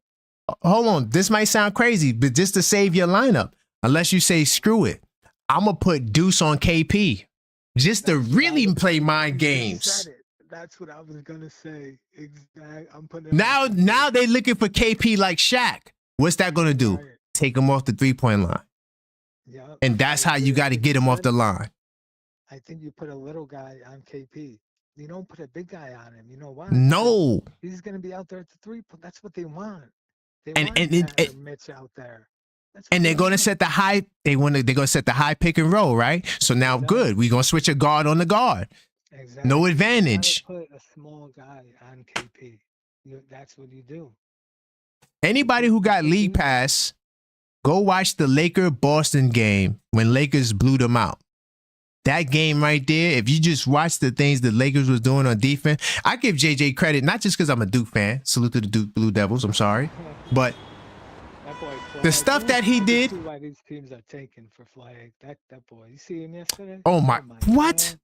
I told my man Ill Will from the Ville, he actually Oh, called on like the man. third call-up show, right? He's a Net fan. Jeez. And I had him on here, right? And I said, yo, you're not going to tank for, because this was at the time where the Nets were like trying to play basketball and make the play-in. They were I'm like, winning it for a large I'm part. like, I was dude. no, y'all are messing up the tank, yo. what are y'all doing? And then eventually, Sean Marks called on and said, yeah, we going to tank. This kid from Duke, we need him. Yo, Yeah. gun to your head. Who do you think gets him? Who do you think gets that first pick?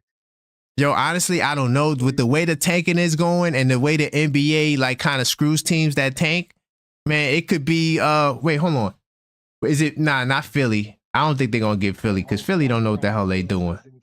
I'm praying Philly doesn't. I doubt it because they don't know what the hell they doing. It might be a team to the best team I think that should get the pick would be the Spurs because that'd be crazy. But that'd be crazy. That'd be crazy. That'd be sick. Oh my God. But even though I don't rock with them, and they in the city, it'd be cool to see the Nets get Cooper Flag, man. It'd be cool to see that. It'd be cool to see the Nets get it. It'd be cool. I don't rock with the Nets at all. Trust me, I don't rock with the Nets at all. But I think from the team, yeah, go ahead, my fault. I'm just gonna say from a New York City big light perspective, that'd be crazy. Him coming to Brooklyn. But go ahead. Yeah. I was gonna say I think if a team like Charlotte got him, they would. Hell no. Hello, hit Flag. They gonna mess it up. Trust me. Williams, that would be a nice leg young roster, though, man. It would look nice on paper. No, I'm reaching with that part. It's just that it's Charlotte. Come on, bro. It's Charlotte, bro. They gonna mess it up. They gonna mess it up. If it's one franchise we know, all right, look, I'm gonna tell you the franchises we know that's gonna mess something up, right? Portland Trailblazers for sure. Guaranteed gonna mess it up. Like, don't trust them to do nothing. The Washington Wizards messing it up 100,000%. He better not go to Washington. The Charlotte Hornets for sure. It's never gonna happen. It's never gonna work. Eventually, they all gonna leave and go somewhere else. Yeah, that's what's going. Yeah, it's not going. But on paper, it looked crazy. Cooper Flag, Miller, Bridges, Ball. That's like a 6-7 lineup and up. How you gonna guard that? That would be almost must see. Mark Williams, LaMelo, Miller, Bridges. God. Pick and roll nightmare. And yo, Cooper Flag is so dangerous. Not only does he set screens, he comes off of them too. Like he's the know about Cooper Flag. I was watching him yesterday. He's a great defender. Oh my God. Yeah. He does everything. I gotta be honest. His defense is crazy, man. JJ, listen to me, right? I tell everybody this when they ask me about Cooper Flag if they never seen him. I said he's like and people get like, what do you mean? He's like a Luka Doncic who's not a point guard. He's not a point guard, but you never know in the NBA. I mean, dudes is good handles, man. He got good handles, man. Because this kid McCain in Philly, right? You know, this kid never dribbled the ball in college. Like he was never like dribbling the way he is in Philly. I've never seen him do that at Duke. And I watched every single game. I'm like, yo, he always had he had the jump shot. Yeah, the jump shot, he had that. His jump shot was wet. He had like one game where he had like 8 threes. It was something crazy. He made like 8 threes in a row. I was like, yeah, he's nice, but he never had the handles. The reason why I say he's like the Luka is because he has the handles. He can pass the ball. He can make plays for others, right? But he's athletic. He can jump and dunk, and he plays defense. And yeah, he does it all. Like he literally does it all. 6'9", he sets screens and he comes off of them. Jeez. How many players in the pros do that? How many guys in the pros you see set screens and come off of them? Not too many guys are doing that. So whoever gets him, boy, you better be jumping for joy on that. Nah, he's the real deal. Yeah, no doubt. When he went to the Olympics to play against the team that won the gold, everybody was raving about him.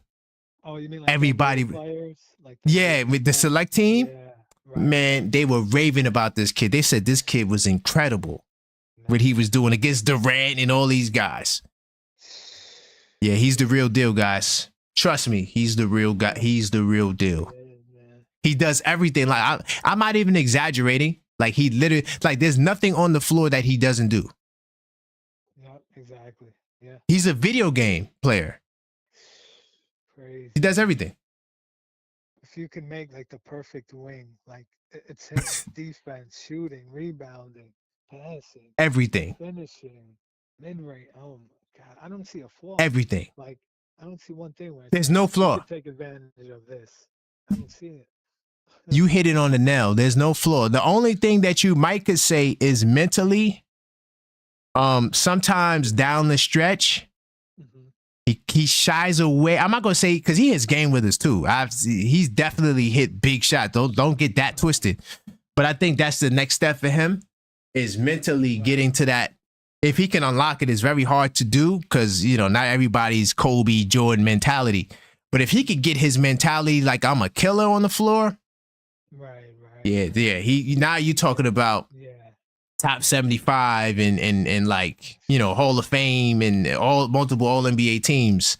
If he really gets that, you're not going to be able to deal with him because he's just too athletic. Why do you think? I want to ask you this. Why do you think the NFL has no lottery? Why do you think that's the only sport where worst record you got to pick the number 1 pick? Like basketball, hockey, baseball, there's a lottery. Like, why do you think football doesn't have one? Like, you think they should add that too, like a lottery? I think the problem with football is, well, it's been more. Football to me is becoming. Well, can't really say that either. But you had teams win back to back. In the NBA, we hadn't had a back to back champion in a minute. Right now, when it comes to football, I'm more casual. I know the game. I'm more casual, but one thing I would say is I think that because the small market teams who don't have talent, you want to, you know, a lot of times those teams are the ones that finish at the bottom. Like if you ain't got like a star player, I think it's really to give these guys an opportunity to get a first pick. And because in the NBA, we seen it. Like we seen the lottery do some janky stuff. Like the Knicks, remember we had the worst record, but they gave us the third pick. Yeah. Oh, let's give it to New Orleans because New Orleans don't got a market. Us crazy Knicks fans, we go to Knicks games every time. So I think with football, it's like if you don't got a Tom Brady or Patrick Mahomes or somebody that's a real game changer, your team is going to suck. So I think it's an opportunity to make sure the worst team gets, you know, and I could be wrong about that. You know, football is not my first sport. But I just think that it's a way to really help those teams because in football, you could be bad for like a long time. Oh, believe me, if you don't get, I know all about that. I'm a Jets fan too. I'm with you. Yeah, I'm with you. Even when we get the top pick, we never got a first pick in recent years that I could remember. But even if we get a top 3 pick, we're going to mess it up. We're going to get a guy. Think about it. We got Sam Darnold, right? Youngest quarterback, struggled, wasn't really, you know. Now look at him because New York, we don't got patience. We don't got no damn patience. Look at Geno Smith. Shout out to Geno Smith. Look at him. Geno Smith, the quarterbacks leave us. That's a whole nother topic. Yeah. Oh, man. That's a whole nother topic. Oh, my God. Being a Jets fan. Oh, yeah, I think being a Knicks fan is bad. Oh, my God. Imagine being a Jets, Mets, Knicks fan, man. That's me. I ain't never seen it. Oh, damn, you threw the Mets into it, too? I really feel bad for you, brother. I said you threw the Mets into it too. Oh, huge Mets. I really feel bad for you. Oh, hey, man, listen. We just took our guy Soto from across town, so I'm pretty happy. You know what I'm saying? Listen, man, I'm gonna keep the Yankees Mets peace because I'm a Yankee fan. I'm gonna keep the Yankees Mets peace. We're not gonna go there tonight. I wish y'all the best of luck. You know what I'm saying? I used to go at it with Met fans, but me now, I kind of like let the Mets disdain go because to be fair, like there's no real Yankees and Mets rivalry today, you know, like it's. I feel like there is now because a lot of them, they mad. We got well, okay, well, yeah, because of Soto, yeah. Soto made it the rivalry, whatever semblance of a rivalry there. But until we really see each other in a real game that matters, like in the World Series, facts. Yeah. It's like, why do we hate each other like that? You know, it's like we can both eat. You know what I'm saying? Yeah, we both can eat. It's not like we're in the same division. See, the Nets and the Knicks is in the same damn division. We got to see them 4 years in a row. They go out and get KD and Zion and Kyrie and Zion. And I'm not Zion. I mean, they got KD the year we supposed to get Zion. They got KD and Kyrie. Yeah, and then we like forwards. The summer of Kyrie and KD to the summer of Marcus Morris. Yeah, you know what I'm saying? Yeah, like, come on, dude. And we got to see these teams 4 times in a row, and we could meet in the playoffs if we both good enough. Exactly. You know, Yankees and Mets, I don't know when we'll meet. You know? Mets, Yankees, Jets, Giants, we could all eat. These teams ain't real rivalries. You know? Nah, they're not. Like Jets, Giants. Yeah, especially Giants and Jets. Exactly. Yeah, like, I'm cool with the Giants. I want to see the Giants win, like, to be real. Like, I would love, yeah. Yeah, no hate. No. Yeah. No. Yeah, man. So listen, let's go Knicks, man. Again, I just can't sit this man. Sit this man. Oh, okay. Sit cat. Like multiple games. 1,000%. Okay. Like, I think you'll see that, especially like if we clinch the 3rd seed. Right. I can see that. I agree. Once we clinch 3, I think he's gonna sit everybody. If he doesn't, I'm sorry. That's a fireable offense. Like, facts. He's still playing these guys like 39 minutes after we clinched 3. Right. Before the playoffs. Yeah, then I might be on the anti-Tibbs hype train. Like, hey, what are you doing?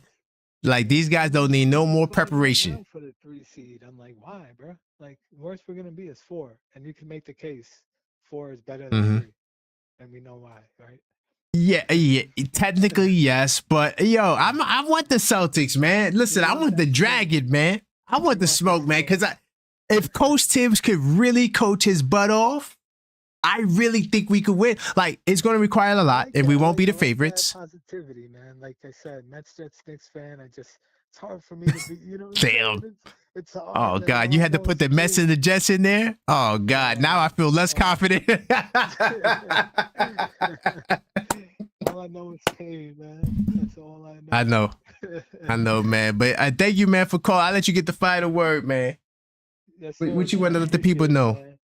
Yeah, man. Final word, man. Let's go Knicks. Let's get healthy. 3 seed, 4 seed, whatever. Don't care. Get our guys healthy. You know, so we could just give our team a better chance to do damage in the playoffs. Because if we have this cat on the floor, we ain't going nowhere. I'm sorry. Facts. Get this man right. I don't care if it takes 5 straight games off, 6 games. I don't care if we set this man to the playoffs. Get cat healthy.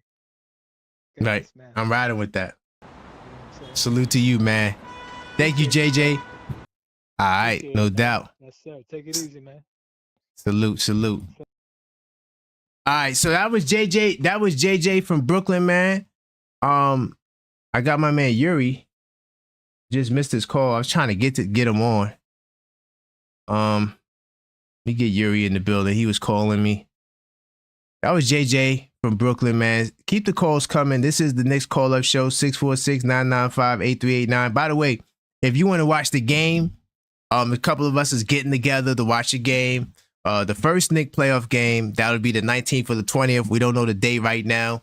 As soon as we get the day, I'll let you guys know exactly where we're going to be at as well. There's a spot in Queens. I'm liking it. It got great vibes.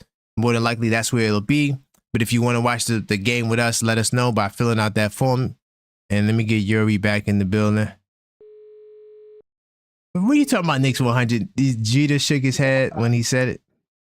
Hey, Yuri, how's it going, man? What's going on, man? Good. But yeah, I wanted to finish our conversation.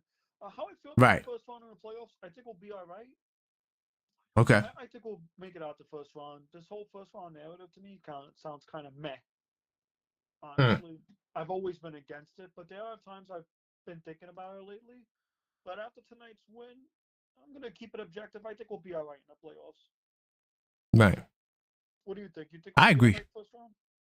Yeah, I mean, especially if it's I mean, I think we could be at any team in the. I'm gonna keep it real. None of them worry me. Detroit. I just think that we're the better team, and usually in 7-game series, the better team wins. As long as we got a healthy Brunson, I think that we're gonna go as far as Brunson could carry us. Yeah, we did. Today, I didn't get a chance to read it, but there was some promising news about Brunson. We know that he'll be reevaluated tomorrow, I think they said. So Sunday or one of them days. And from there, we'll see. We can actually get a timeline as to when he'll be back or when he may be back.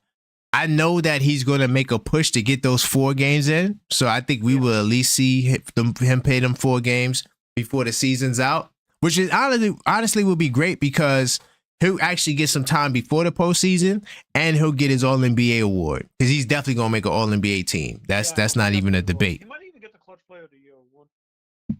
Oh yeah, guaranteed. Oh my God. I mean, JB in the playoffs in the clutch, incredible. So as long as he's there, Milwaukee is cooked. I want to say 4-0, but I am the objective Knicks fan. I can't jump off the Jeep in. I'm gonna say 5-1. That's 4-1. 5-game gentleman sweep. I'ma say, because I just think that, especially if they don't have Dame, I hope Dame is right and ready because I would love to beat him with Dame because I want you at 100%.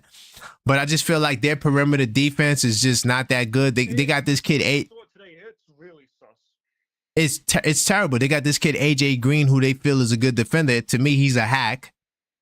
He's a hack who gets away with fouls. The kid is very physical.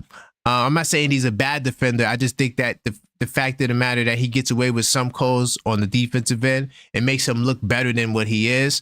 Prince is the only good perimeter defender they have that I'm like, oh, okay. He might could do something. Green got cooked tonight. Yeah. He's that. Yeah. Yeah. Green is not. Yeah. He's a hack. He's a bona fide hack. They try to make it seem like He's a good defender. Like the same way they try to make the kid that got cut, Cam Reddish, that was with the Knicks. I want to say once a Knick, always a Knick. But when he went to LA, they was trying to make him seem like he's this defender. I'm like, ever since when Cam Reddish was a defender, a go-to defender, I've never seen that. I've been watching him since Duke days. He's never been that guy that you're going to look for a stop. Hell no, I don't know. But that's what they do, though. They try to make these narratives, right? And now people actually repeat this stuff, and they think that. Who? Someone on the Duke, Jason Tatum. Yeah, Jason Tatum played good defense. Yeah, for sure. He holds his own. He definitely holds his own. And I loved watching him in Duke. Say what you want to say about the guy, him being on the Boston Celtics, him being soft, which I don't think he is. Nah, he's not soft. He just takes stupid shots from the perimeter. Where I don't understand it.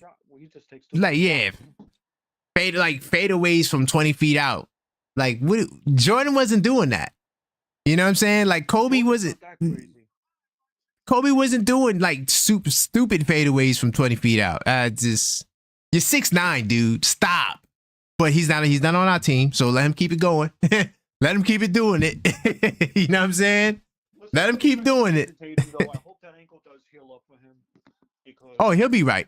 Yeah, he'll be ready for the playoffs. Knicks fans don't get hype over that. Tatum will be back in the playoffs. There's nothing. He ain't going to be that hurt. He might sit some games in the regular season, though, because they already got the second seed sold up. Yeah, and I think if everything goes well, I would like for the Knicks to get the third seed. Because, boy, oh boy, I would love to get some sitting time. Right. Facts. I think that the third seed, getting into the 50-win mark. AJ saying to raise your volume. Yeah. Oh, raise my volume? Yeah, raise your volume on the call, low on the calls. Oh, lower on the calls. Okay. You know what I'm gonna do? Hold on. So you know what? Let me not do that. Let me just lower it from here because the stream might freeze up. Don't do anything to freeze up the. Yeah, I know. I almost lost the stream. Hopefully that's good. Hopefully that's good. Oh no, he said he thinks the volume is low though. Maybe I should keep it up.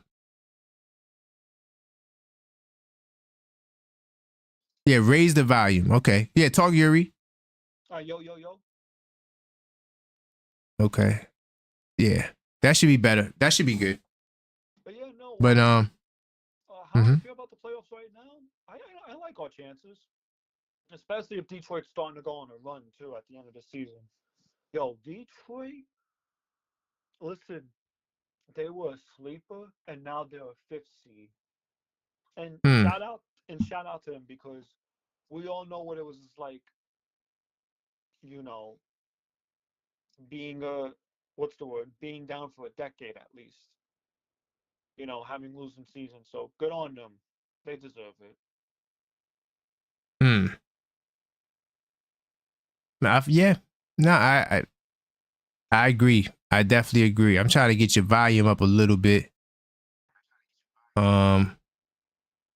Hopefully that's better. Yo. That should be better because I definitely raised it up. But as far as did we talk about Kolick? Yes. No, we didn't actually. So this kid Kolick, man, his passing is next level. I mean, he sees the court.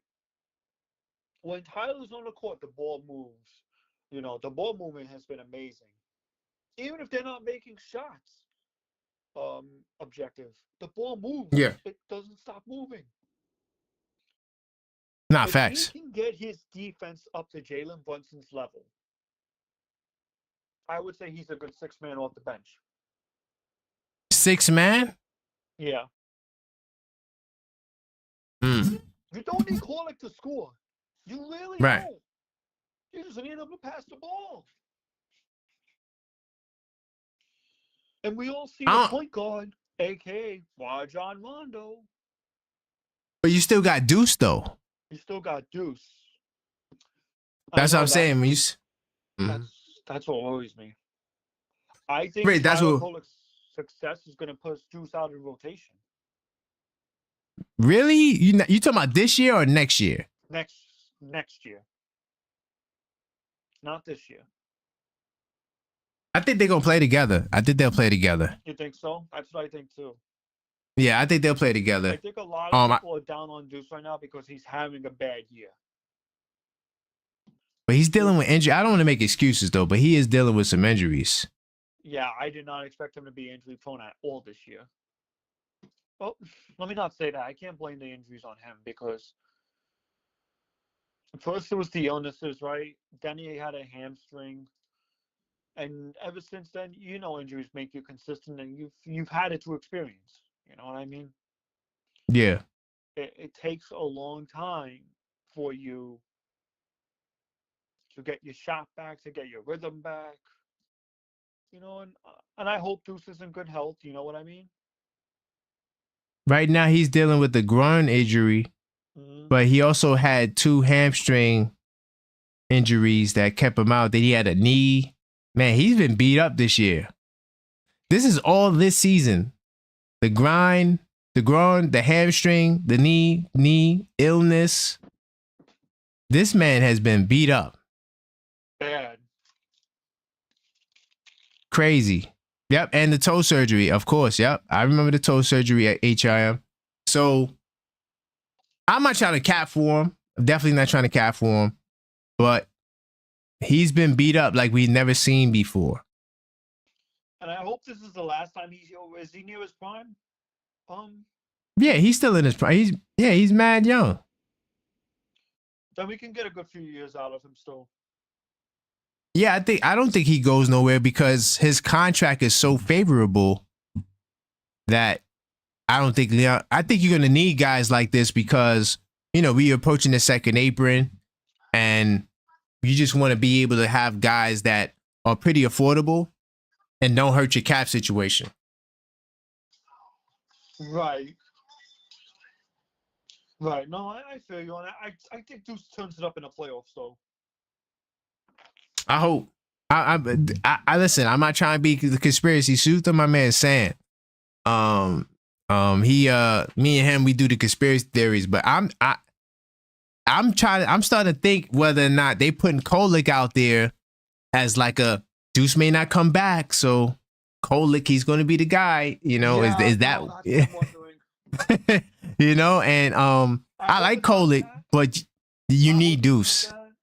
You need Deuce, but all I'm gonna say is that listen, I love Tyler Kolek as much as this guy, but he's not ready for the playoffs. See, that's what I'm saying. Like you going into Boston. I'm not saying the kid can't perform, but Boston, are you out of your mind? Yeah, I just don't. I don't know about that. I'm like, listen, I may be a Tibbs supporter, but I'm sorry. If I'm Tibbs right now, I'm not doing it. Yeah, I definitely agree. The whole thing why I don't like that is this is a rookie. ROOKIE, a rook. Yes. You're feeding him to the wolves like that? That's a I wouldn't do it. Even for Tibbs. Yeah, I wouldn't. If you have injuries, yeah, but like if you can put like your main guys out there, I wouldn't put him in there right now. Now next season, yeah, for sure, but right now I would hold off on that. And I guess that's why. And here's the thing too. I even said it too. We're not trying to have a Frank Nicotino on the situation on our hands.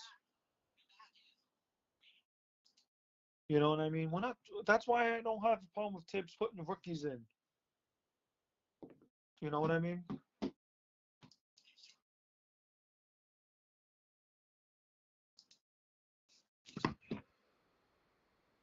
So the way I look at it, right? Oh yeah, my fault. I was on mute. I want to type on what you just said. With Knicks fans need to realize this. We had the day where we had, RJ Barrett, Quentin Grimes, Emmanuel Quickly, Obi Toppin. I don't think management during those times considered us to be contenders. Now we are contenders, So when you have a team that's contending, you go away from the young guys, right? You're trying to get veteran guys that can win now. So that's just where we are. So Tibbs wants to go with the Shamits of the world, the campaigns of the world, the Deuce McBrides of the world, people with experience, because you're going to need that experience going into a postseason. Last year, who we had? We had RJ Barrett, right? We had, Grimes got traded. They started to make some of the transformation last season where you start to see them bringing in the veteran guys. Mm-hmm. OG trade, right? So we made the shift, and then so that's why we're not going with the younger guys. We're going with the guys that's going to get us to the mountaintop, veterans. That's just where we are, And I know you guys keep saying play the young guys, play the young guys. It's like y'all want us to be in not rebuilding mode, but y'all want us to be in what's that? That's the other day, and the way I look at it is this: you're third in the East. Third. We're not trying to develop rookies here. We're not the Washington Wizards, for God's sakes. Right. Yeah, that's a whole nother topic. We just joked on them on how the Wizards are going to mess up the Cooper Flag pick. But go ahead. Yeah, no, but listen, the way I look at it is this: if you're Tibbs right now, you're in win now mode. Win now. Yeah. This is exactly. Tyler Kolik's gonna get his chance. Pacome Dade's gonna get his chance. Ariel's gonna get his chance. You wanna know when they're gonna get their chances? Summer League. You're gonna get that chance in the Summer League. And G League. And G League. I think they spend 1 to 2 years in the G League under Tibbs' system. Yeah, for the most part. I think Kolik for sure is probably the best one that's going to get, into the rotation next year. Maybe Ariel with injuries. I don't know what they're going to do with Mitch. But I think Kolik next year, he gets the light. But the other guys, they still probably won't get the light. No, I think Ariel gets the light. I'm going to tell you why. We need a backup center. Yeah, injuries, right? Yeah. Are you saying they're going to start Mitch next year with Towns? I 100% do believe that. Oh, yeah, I mean, it's worth a shot, I mean, I don't like it. Maybe I'm wrong. No, you could be right. But the only reason why I don't like it right now is because, we kind of saw it tonight. We saw a little bit of it tonight. It didn't look the prettiest when they did run with it. But I'm going to say, if you give them an off season to really work on it, really okay, this is how we're going to shore up this. This is how we're going to defend pick and roll. Because I feel like they don't got a game plan to defend, when Towns is in pick and roll. At the 4, that's when, next season. If they're third in the East, they're going to be a problem next season. I think we could beat Cleveland, to be honest. I think we could do what Cleveland did next year. I know that might sound crazy, but it's just about developing the chemistry. These guys, you got the talent. Together, right before the season started. Right. That's why we're losing to elite teams right now. That's why we're losing to elite teams. Yeah. We're beating subpar 500 teams. We're beating below 500 teams. I don't call that a failure. I think that's where you want to be right now. Obviously, I would love to have one victory on the elite teams. Just one. But we could do that, right? We could do what Boston did. Boston got swept by OKC, and they went 2-2 against the Cavs. We could do the same thing. That's how I feel. But they got swept by OKC, so yeah. But the whole thing I don't like about the whole narrative, right? I don't like judging this team in a regular season. Do not like it. Yeah. Especially the elite team combo comes into play. I'm like, yeah, of course we're elite. We just got put together year 1. You expect you guys to beat you out right out of the gate? Right. And them teams is gearing for us too, putting their best effort. Right. Gangstar says rest starters. I agree with you, Gangstar, but once they clinch the 3rd seed, they're not going to get any rest. Yeah. I think they really want that third seed locked up. And that might be the best bet too, because you get a Milwaukee team that might be a soft touch again. Yo, Milwaukee I don't know what their omen is, but these guys get hurt right before the playoffs every year for the past 3 years. They got the injury bug worse than we do right now. Man, every year. Giannis got the 2 years he was hurt. You know, when they lost to Miami the first time. This is what I will say, though. If you look at it, right, the Knicks started off the beginning of the season 500. Then they got on a mini win streak, right? Then they got on a 4-game winning streak. Mm-hmm. Then they lost.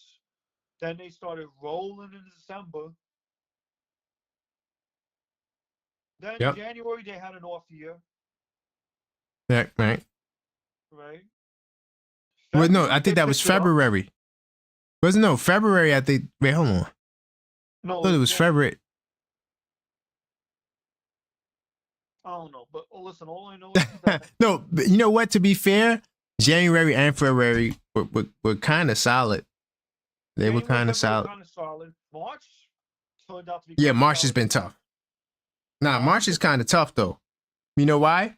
We got like 1, 2, 3, 4, 5, 6, 7 losses. Yeah, 7 losses in March. Yeah, March and April's gonna be hell. April's gonna be hell. Yeah, I mean, it'll be hell if we clinch early, and then now we just not, you know, we just putting whatever out there because we already clinched. We have to win against Portland.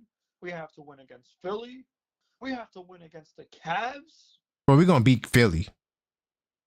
Philly, I'm not worried for sure. Philly, I'm not. The Cavs are not performing, man. The Cavs is beatable. They don't care. They got the first seed. Atlanta and Portland will be the 2 toughest games because I think even the Boston game, I don't think Boston's gonna bring the A game. Boston's not gonna play their starters. Hell no. And Boston might be the first day. I mean, I don't know this for a fact, so don't quote me on it directly, but Boston could be the first game that Brunson plays. You know, so Brunson's going to cook. It's possible. I'm not saying it is.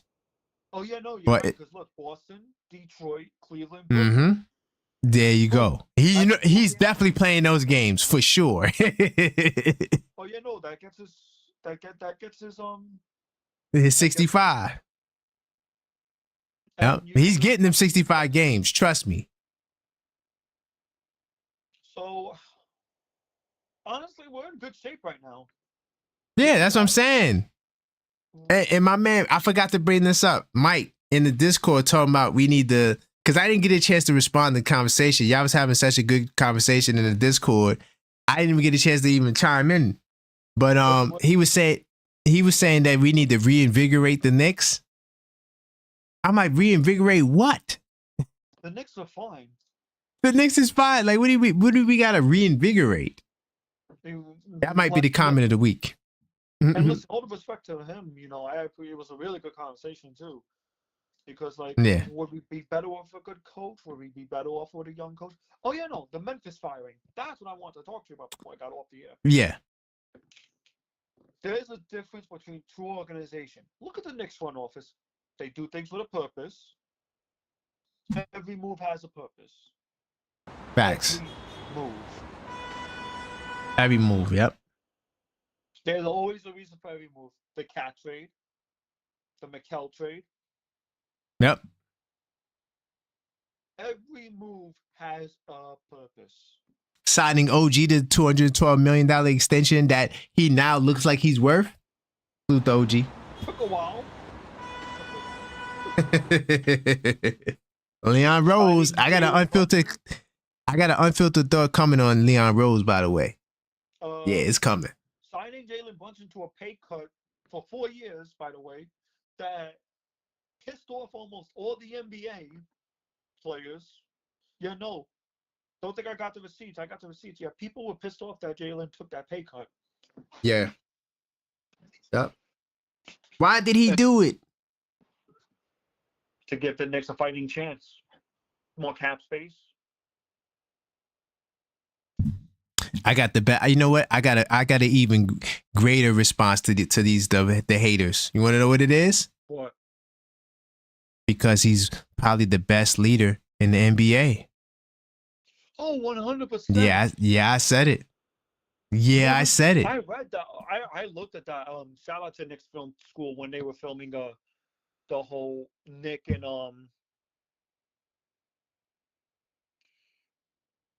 for filming the whole. When I heard that story about Tibbs rocking him as a baby, it goes to show you what kind of relationship Jalen Brunson has with Coach Tibbs. Shout out to Jalen Brunson. It's a family. We hope you're hearing. You're healing well. Yeah. We need you. We all need you, man. It's a family affair. Yeah, Knicks 100. I agree with you. Look what Knicks 100 said. We set up straight once these rookies get in the mix and we move Mitch. I don't agree on the move Mitch part. We won't be drafting to build anymore. But I agree with you. The rookies will get their time to shine. Oh yeah, because second apron team. Remember that. So, you're not going to be able to do the moves that Leon did to get us where we were this year. He was doing when he got cat. Right. And we're still under the second apron. Keep that in mind. Yeah, we still under the second apron. Yep. We're gonna be under the second apron. So yeah, so next season, if we can't get like that much, pieces to come in, now the rookies step up. And some of them at least. And I think him and Leon talked about it. Him and Tibbs talked about it. Tibbs said, "Let me give these rookies a year in the G League, and then we'll probably throw them in the NBA." Facts, yeah. Because I get the whole rookie. I get the whole why not play the rookies. I get it. But I'm like, for us Knicks fans, Knicks fans don't realize that we don't have the capital to sign these guys at all. We're working with literally what we got. Right. So I get it. I want the rookies to play. We're all attached to our young players. Me, I'm attached to Tyler Kolek. I've been watching that kid since he was in Marquette, for God's sakes. I wanted the Knicks to pick him up. And guess what? They picked him up. And it shows what he's been doing in the G League, and it's been transferring to the NBA. It hasn't been perfect, obviously, but it's been good enough to the point where I'm like, okay, yeah, you're proving me. Keep doing your thing. Can I ask you a quick question before you continue? Because I'm looking at Knicks 100, right? Moses Brown will be here next season. That's why they would trade Mitch. Moses Brown is fool's gold. But why isn't he signed right now? Like we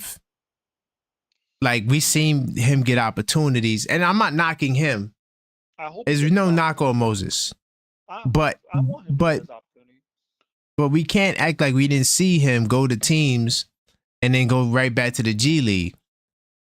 I'm not saying it's an indictment on him, but there's something more to that story that we don't know. Even the kid Scat, remember Scat from the summer league?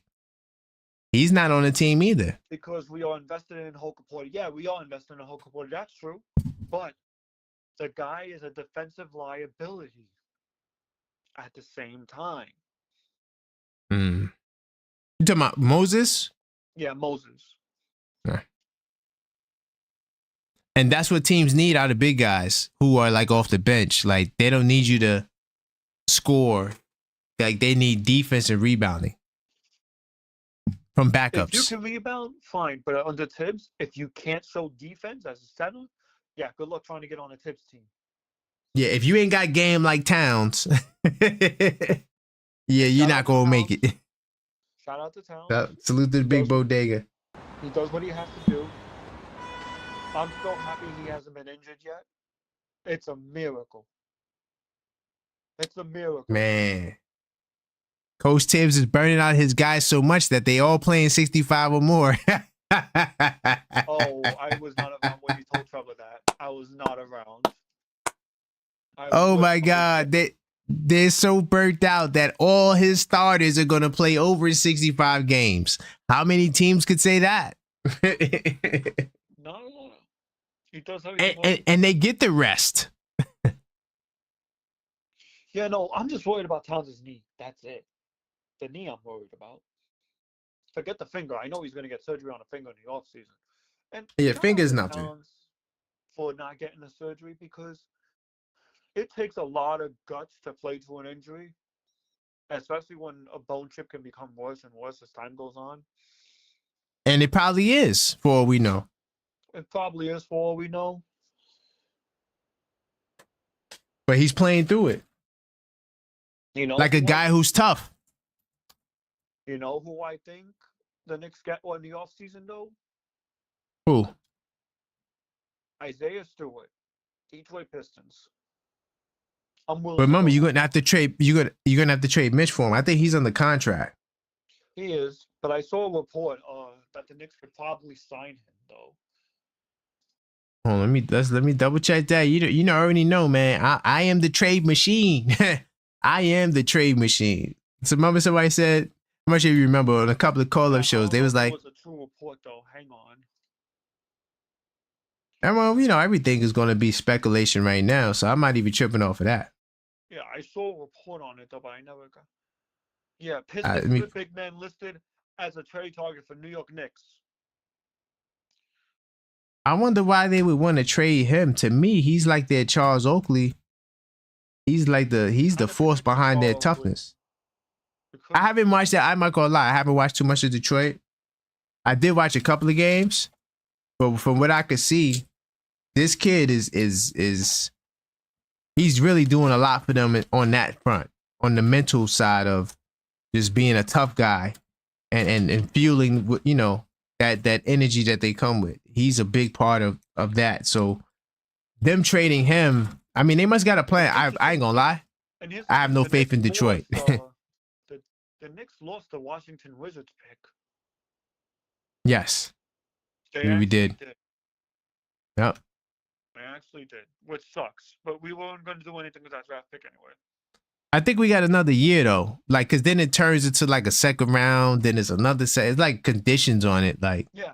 Washington Wizards will officially retain their 2025 first round pick. The New York Knicks own the rights to the picks if it fell outside the top 10. Right, but I think it also had a condition where it converts to a second round next year or something like that. Some craziness.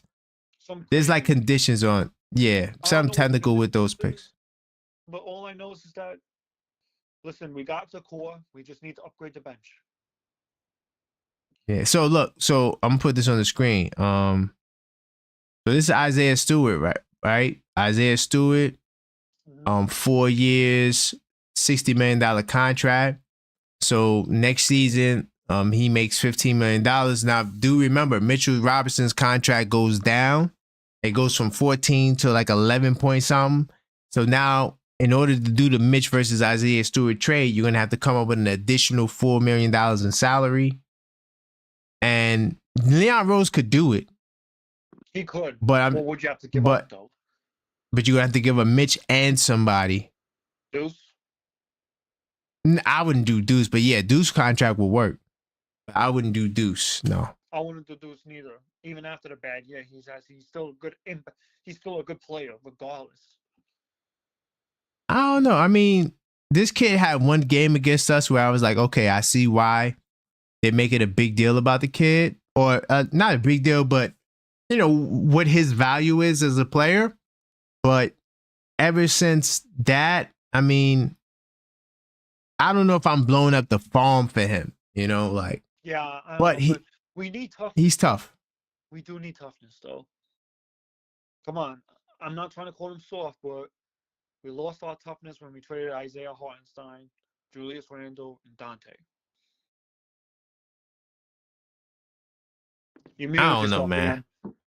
Oh wait, I did. Okay. No, I was just saying that.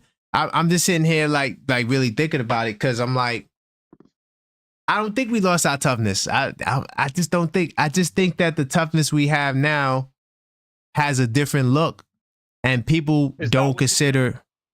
Yeah, because people don't consider Towns as tough, right? They look at Towns as just a shooting guy. I mean, maybe he's getting more respect now, but I don't think people look at Towns Because as somebody who's tough. I'm going to tell you why people have a different look at the Knicks. When you have someone showing your jersey in front of you, you expect them to punch them in the mouth. I'm like, they have the 90s brain still wrapped around. That's the whole thing. Yeah, and we're not the 90s, so we got to let that go. You can't look at this team and think that. I understand it. We do need like a Charles Oakley, we got to punch somebody in the mouth kind of guy, which I would love to get. I would love to get someone that if we're facing like a 10-point, 15-point deficit, that will go to the bench and be like, yo, get your S together. Get your ish together. Come on, we got to win this game. But Yuri, here's how I messed them up, right? Here's how I messed them up. I want to know, who is that guy for Boston? Ooh. Who is that guy for Cleveland? Man, people just, like I said, because in New York, we're used to a certain style of basketball. And because now we're like a way more finesse team, people don't consider us to be tough. But in my mind, I think this Knicks team has toughness. I think OG Anunoby's tough. I think Josh Hart is tough. I think OG Anunoby is developing to be a leader without Jalen Brunson in that locker room. Yeah, and he's a hell of a player. He's doing a hell of a Kawhi Leonard impersonation. I'll tell you that much. People, you gotta play defense to be tough. Cat ain't that. I was like, listen, Cat has his moments on defense. Cat does play defense. Well, ever since when we associate defense with toughness, I don't know, man. It's just a different standard, I guess. I don't know. I don't know. It's a good conversation to have, but at the same time, though, it's going to be that personal opinion of like how to define toughness. Right, and who's that guy on Denver? Is it Russell Westbrook? Don't tell me it's Aaron Gordon. I don't think no one's scared of Aaron Gordon. Yeah. No offense to Aaron Gordon, but do I see Tibbs being fired? No. Hell no. Hell no. For a while. He'll step away before they'll fire him. That's what that's what I predicted. After these last 3 years, he's gone. He's done. Yeah. I would love for it to be with a championship or two. I would love that. And I think it will. Just not this year. Not this year.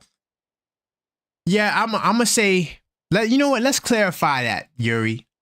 Yeah, let's not say it's not that year. Let's say we're not the favorites to this year. We're not the favorites to this year.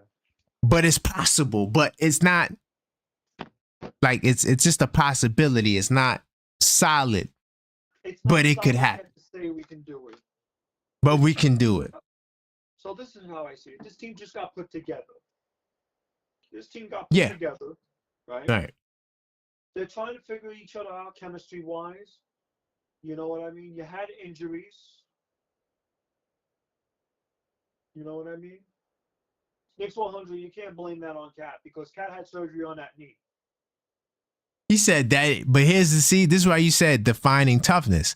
He says that ain't toughness. I say it is toughness because you're playing hurt.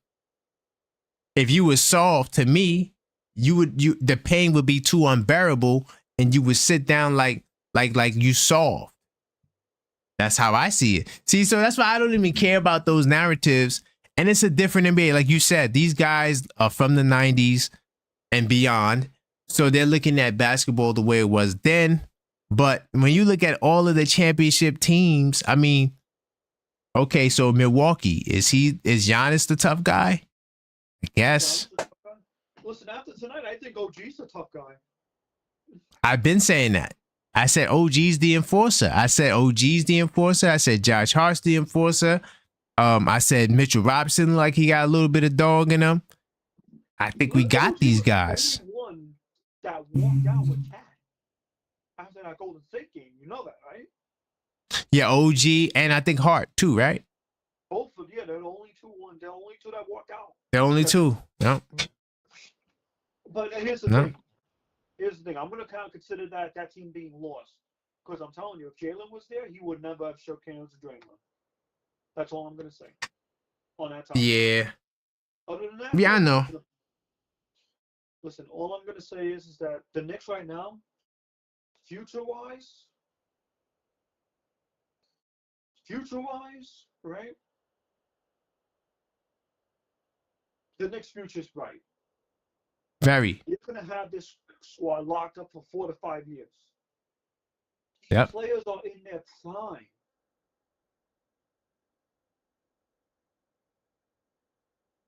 Mitch walked out with Cat too. He did, but he also said what's up to Draymond though under the basket. They caught that on. He did say what's up. Jesus Christ.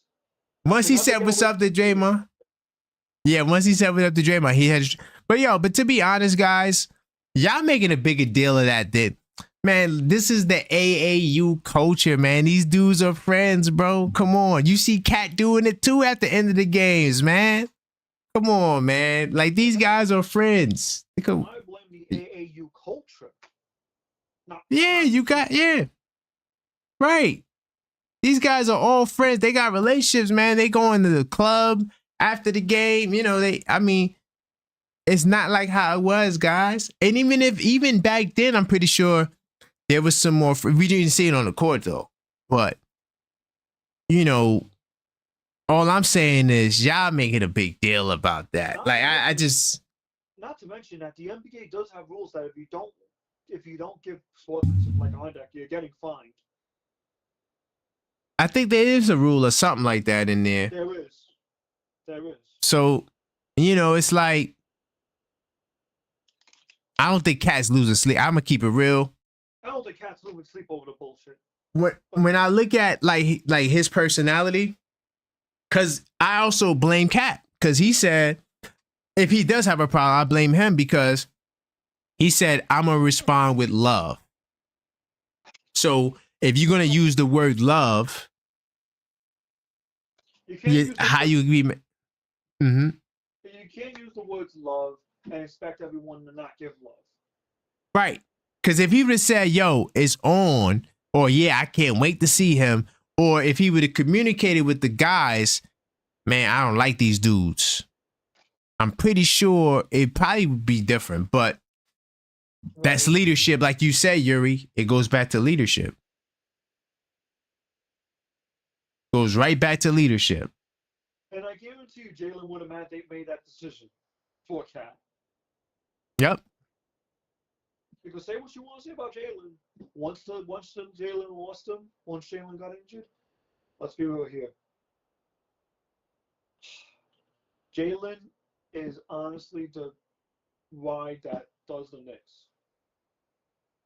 Yeah. Period. Whether people like to admit it or not. Whatever Jalen does, the Knicks do. And like I said before, isn't it convenient, right? That, that this happened conveniently when the Knicks did not have Jalen Brunson. You know what I mean? But that's the grander point that, maybe the response would have been different, but at the end of the day, if Cat has a problem, it's his fault. But also, if Cat doesn't have a problem, then y'all shouldn't have a problem. And then look, Knicks 100, nah, bro, you don't dap him. You dap everyone but him. I mean,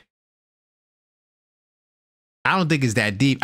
To be honest, Draymond said on the pod that he said things before, and Towns kind of didn't say nothing to him. So I don't know if there's pre-existing beef 100%, but I'm going to keep it real. To me, the real beef is with Jimmy. And you could tell the real beef is there because they don't even say nothing to each other. That's how you know people don't like each other. So I got a clip that's coming out where I'm going to be talking about how Towns exposed Draymond. Because to me, what Draymond did was soft. And I'm going to break that down. because I made it. Well, actually, I already broke it down, but I'm gonna make a clip out of it.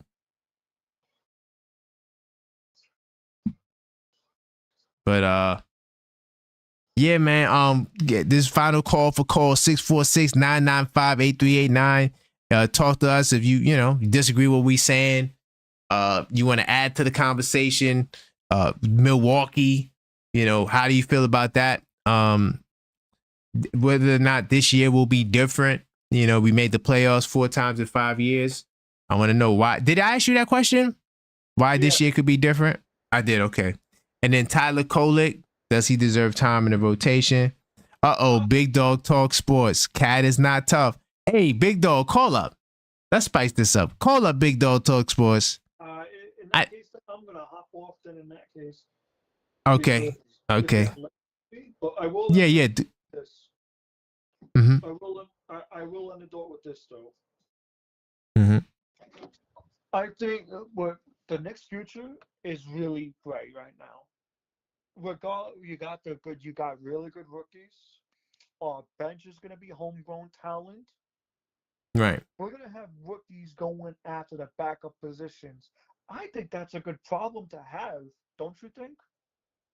Yeah, I think that next year, you got 10 people, 10, 11 players under contract. Yeah.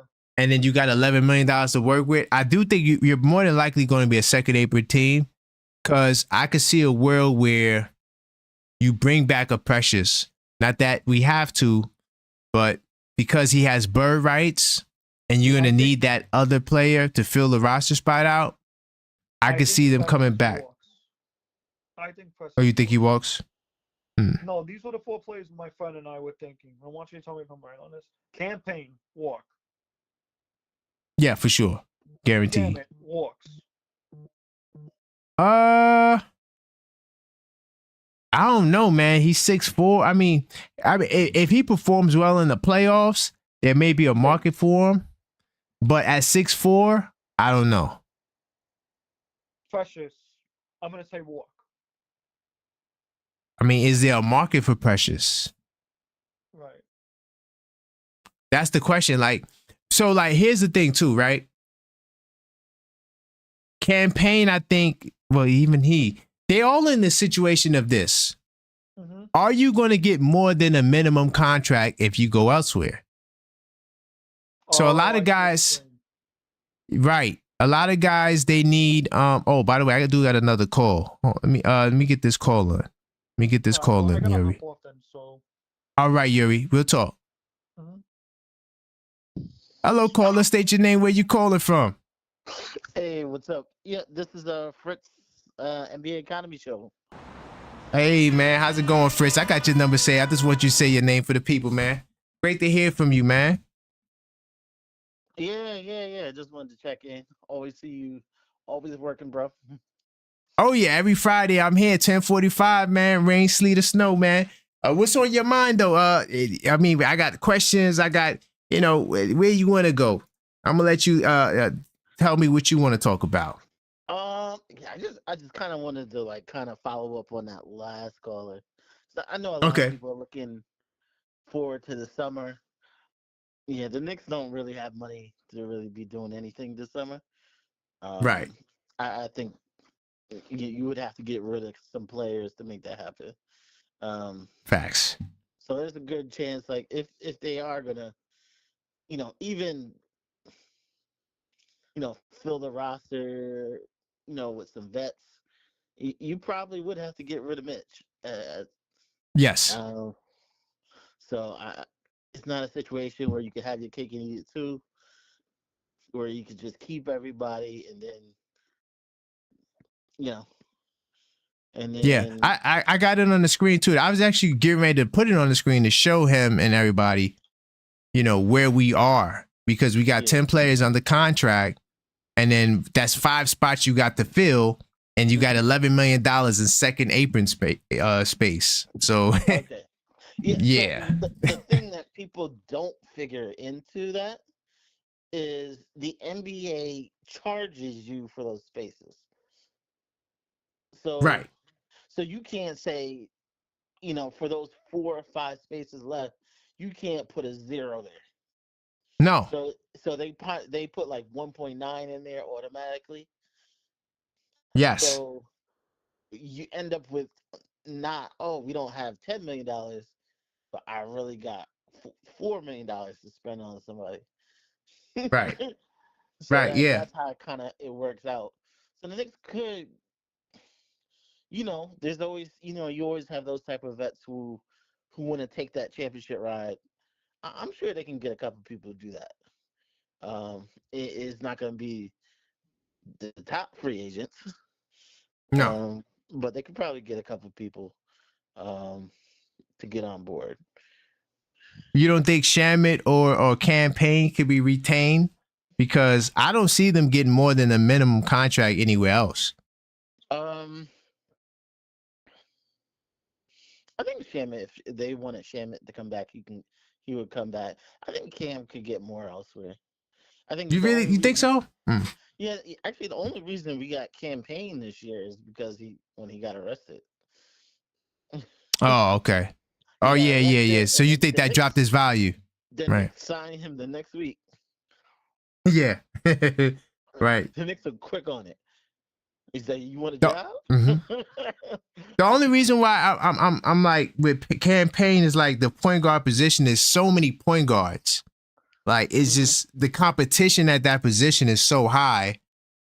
I'm just trying to see what team would actually give him more than the minimum, Oh, no, he's not gonna get. I think he can get 3-4 million or something like that. 5 million. Oh, just a little above, maybe. Okay. Yeah. Okay. I don't think. Maybe he's looking for a certain situation, but yeah, he's not gonna get huge money out there. Right. And this summer, a lot of teams aren't gonna be spending a lot of money. Like, it's another good point. CBA works. Up to this point, everybody just worried about: am I first apron or second apron? Am I paying a tax or not paying tax? Now you have, like, as we go along, more factors come in. So the new factor is if you're in the second apron 2 times in a row, after more than 2 times in a row, then they start throwing your draft pick to the back of the draft. Right. Yep. And then you're stuck with the draft pick. So 7 years from now, automatically you get the last pick in the draft. And yeah, it's you can crazy. never trade that draft pick until the draft. That draft pick is stuck.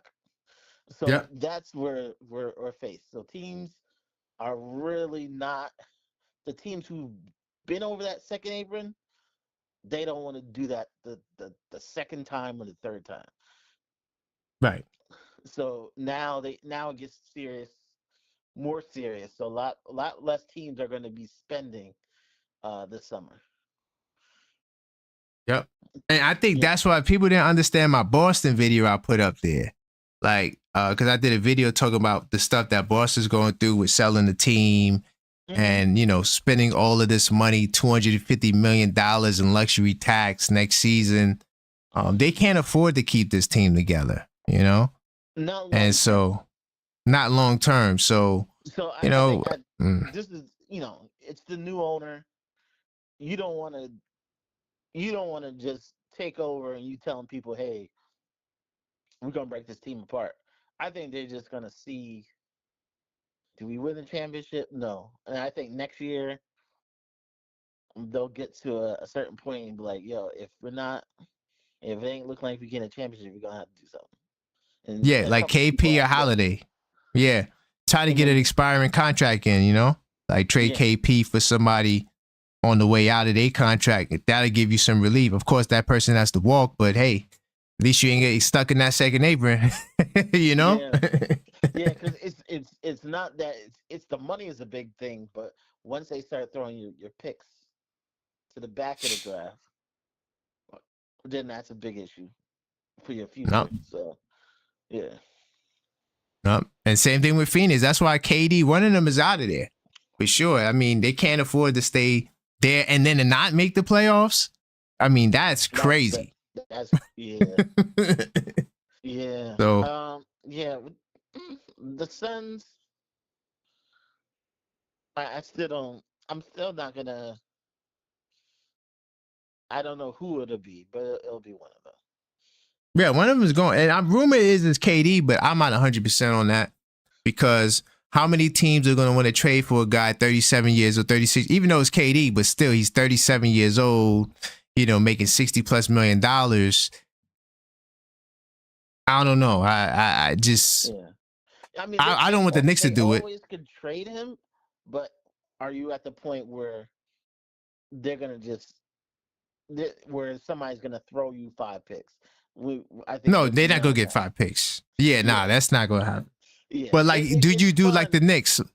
Like, if you're the Knicks, would you do Mikal or OG and somebody for KD? Would you do that? No, it doesn't help Phoenix either. So it doesn't. Exactly. It doesn't. Yeah, Mikel's at that spot where he's going to get his extension, where he's actually going to cost somebody more money. Exactly. So, yeah, it's one. I think it's one of those.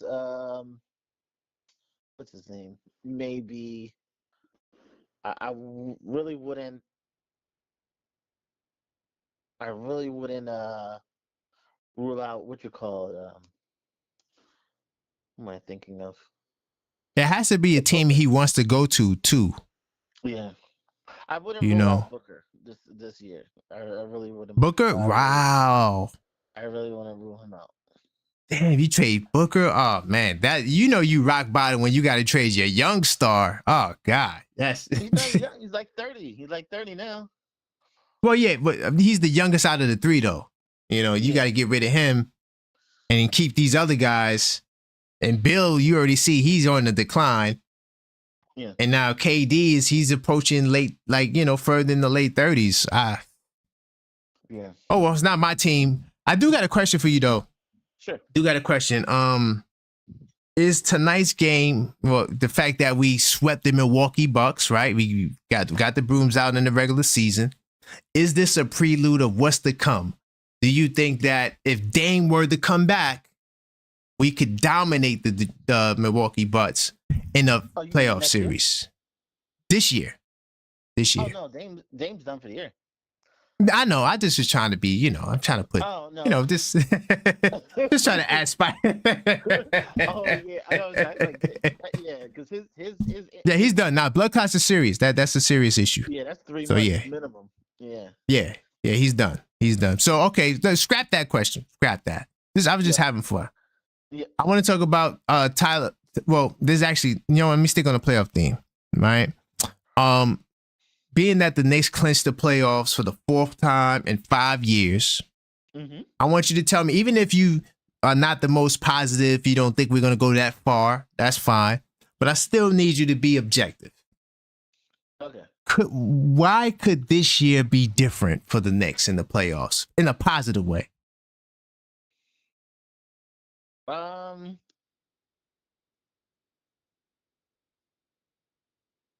you know what? You never know. Like, you just never know the way things turn out. Like, we knew a few years ago, what was it? The Hawks? Yes. The Hawks got to the Eastern Conference Finals. The Crazy. right opponent with the right circumstances. You never know with injuries. Anybody can end up in the Eastern Conference Finals. Facts. You know what I mean? You can't. It's not even always talent level. It's just the right circumstances. The right circumstances, and you can find yourself. You can have an easy path. There's so many teams that they probably weren't the best team in the conference. Yep. But just the circumstances just came about that they walked to the Eastern Conference Finals. Yep. No, that's a fact. And I think that was with Dallas last year. I don't think they were the best team in the West. It just so happened, you know, they caught the OKC before they became the monsters they are this year, right? and then they picked on a Minnesota team to me that has some weaknesses as well. So, hey, you're right. Maybe if they match up against Denver last year, they probably go home. But yeah, I do think, and I see a world too where Cleveland, hey, they catch the Indiana Pacers on the wrong day. Boy. Yeah, and the East is not going to be easy. Like even teams that aren't expected to get out of the first round. Mm-hmm. Orlando was an absolute monster at points last year. And oh yes. Early this season, you can't tell me that they can't get hot and never know. Trouble for somebody. Yeah, you never know. I swear, if they had Suggs, I would be like, yo, that's a 50-50. I would even go that far. If they had Suggs, yeah, I would say that's a 50-50 series. Forget the other Wagner brother. Just if they had Suggs. Because I think what he would bring defensively with the toughness and organizing the offense, because I think that's what they're missing. Yeah. Man, yeah. Yeah, so you just never know. Like I think there's going to be some surprises, West and East. Oh yeah, definitely in the West. Mm-hmm. Like I could see, not that I don't think it's going to happen, because I really do think they're the real deal. But OKC could get bumped. I wouldn't be surprised. Yeah, wouldn't be surprised. Yeah, because they're talented, but they're inexperienced. They're still young. Yeah. Yep. Okay, and then also I want to know about Tyler Kolek. Do you think that he deserves a permanent spot in the rotation based on his play now? Like we saying, look, and this is the criteria. Everyone is back. Deuce is back. Brunson's back. Does Tyler Kolek still deserve to be in the rotation? Deserve? He's only had a few games. I'm just thinking from how Tibbs typically thinks. Yeah, is that he's going to put the best players on the floor.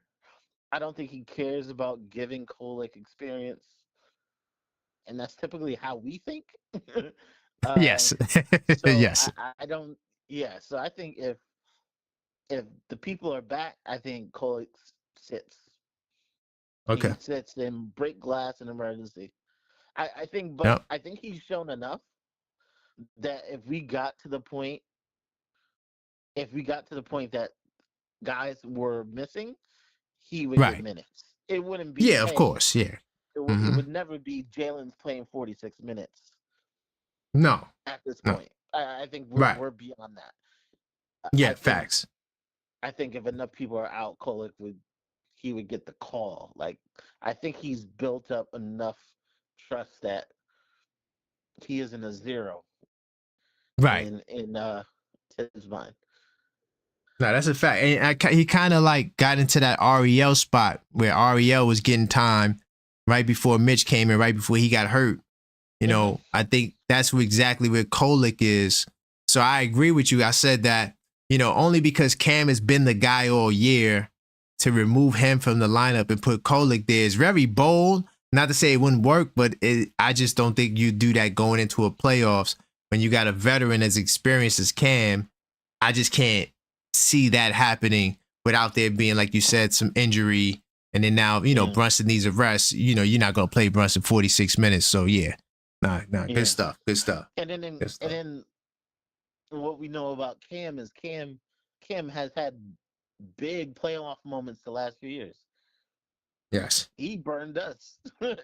He got us real good. Yeah, so, he caught us that one game too. He had a really good game. Yeah, I remember. Yeah, you're right. So I think since he has that playoff experience, that's why he'll get the nod. Kolek is an emergency. Yeah, he's emergency. Yep. And I think next year though, he'll be the backup point guard for sure. I don't even think they'll bring in somebody that'll be like, worth some salt in terms of making more than the minimum, whether it's via trade, more than likely, because that'll be probably the only way we'll be able to get a guy like that. I don't really see them going after a point guard that they would bring in to get that spot. Yeah, I think they'll get a vet. I think they'll get a vet and then hope that he overtakes the vet. Oh, okay. You know what I mean? Like healthy competition, yeah, for camp. Yeah. Yeah. Nah, that makes sense too. But whoever that veteran is, he won't be upset because the rookie's old. Well, not the rookie, but you're the 2nd-year player. Mm-hmm. Yeah, you're the mentor. Right, you're the mentor. There you go. Perfect. Yeah. So, and by the way, somebody said earlier, Tucker wouldn't be here if we didn't. Tucker is here because he has a relationship with Leon Rose. I didn't even realize that. He was with him for 14 years. PJ Tucker. I just saw that comment. I wanted to respond to it. Yeah, he said that PJ Tucker's here. Mm-hmm. I think he also Tucker's voice in the locker room. Veteran leadership. Yeah. We'll see if champion. We'll see if he gets the permanent sign, but I think he will. Unless they want to bring TJ Warren or whoever is in the G League that's not signed. I think he'll get it though. I think they're gonna give it to him. I think it's just a money play, and they want to they weighing out the 10 days before they commit the rest of the year. But he'll be here. Yeah, I think they're just gonna make sure Jalen Brunson comes back. Oh yeah, no, he's definitely like I said earlier. He's playing the last 4 games no matter what. Jalen Brunson is going to play. He's not missing out on the 65 game mark. I don't foresee Brunson sitting out past that. He could miss the next 5 games, but those last 4, he will be there for sure. Yeah, he has to play 15 minutes in those games. So but I think they didn't sign PJ yet because they want to make sure he comes back. The ankles, I've done it. Like you can do something crazy, you could re-injure it. Just make sure he's okay before you commit that 15 spot. Oh, I get what you're saying, because then if he's not okay, go to a different direction. Yeah. Yeah. No, that makes sense. But we got a lot of point guards, and boy, that Leon Rose, man, the moves this guy makes, for him to bring in I always say Delon Wright, for Sims, and then now you see like, hey, the day came where we needed a 5th string point guard. It's crazy. Yeah. Pretty crazy. That's crazy. Yep. That's crazy. So yeah, man, that's all the questions I got, man. But if there's anything else you want to share with the people, man, I do appreciate you calling up, man. I think this is the 2nd time you call. Yeah, right? 2nd time I called. Yeah. Yeah. So yeah, I remember the first time you called, you said some good things. Do a joint show. I'm here, bro. I'm definitely here. If you want, we could reach out how you want to reach out. This is my show phone. If you want to send me, whatever you want, you could text me to this number, and then we could connect outside of this number as well. And I'm always open to collaborations and working with people, especially people that are on point. And your call, the way you call in, you're very knowledgeable, and I appreciate your call for sure. Yeah. So I mean, the Knicks definitely got. It should be an interesting summer.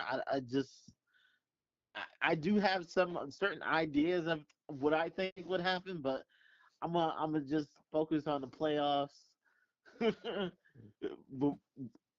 before we get into any of that. So I'm just gonna. Yeah, let's not talk about the summer. Yeah, that's the best way to be. Let's not talk about the summer because we still got the playoffs. Let's not write the season off. Like some of these Knicks fans, I gotta remind them. I'm like, dude, the season is not over. Like, let the season end, and we see where we fall, and then now we see if Tibbs' head has to roll or if this guy has to be traded. It still hasn't happened. You might mess around and win the championship. I know that's not the probability. I know that's not the favorite pick. I know, but anything is possible. Like, you know what I'm saying? Let's see what happens before we get to the summertime, So yeah, for sure. So I'm excited. I think the Knicks got the way Mikel is just, you seeing Mikel the way we always imagined him. Like now, we'll see when Brunson comes back. Can we continue? Can we continue that? Can OG look like this OG when Brunson's back? Man, if they, I tell you what, if they both do that, I could see us getting past Boston. But they both got to do it, and it has to be consistent, and the defense has to pick up, and a lot has to happen. But if those two are playing like this, man, it's going to be tough to stop the Knicks. I don't care who you are, because there's just too much firepower. Is it just? I mean, I still stand by. I think that if you want to put Boston up there, if Boston's healthy, and maybe OKC with Chet and Hartenstein, but I think we got the best starting five in basketball. I mean, if these guys get the chemistry and next year comes around, especially next season, what I see, I wouldn't be surprised if we have a Cleveland-like season, because now these guys get 2 summers to really work together and see where they, and then even if you want to do double big lineup, now you get a summer to institute it, and it's just more time to develop the chemistry, because this year is still a first year. So that's why I'm just like, kind of not really tied to no expectation, because anything could happen. And I don't foresee us losing in the first round. So I'm cool with that, personally. But yeah, I'm not sure if that's good for everybody, though. Yeah. I don't think everybody's cool with that, but, that's just my take. So, but yeah, man. Yeah, so like I said, if you want, you can send me, is this your personal number, or however you want to do it? Yeah, however you want to, yeah. We'll text or whatever after this, and definitely we'll set something up for sure. All right. I'm always down for that. Yeah, no doubt, man. Salute, man. This is Fritz, man, calling up from you said the NBA Economy Show, right? NBA Economy, Nick of Time Show. There you go. Yeah, so, Nick of Time Show. That's what I got you down as. Fritz from the Nick of Time Show. Yeah. So, yeah. All right, cool. That's what's up. All right, man. Thank you for calling, brother. I look forward to your future calls and potentially working together on one of these shows. All right. Catch you later.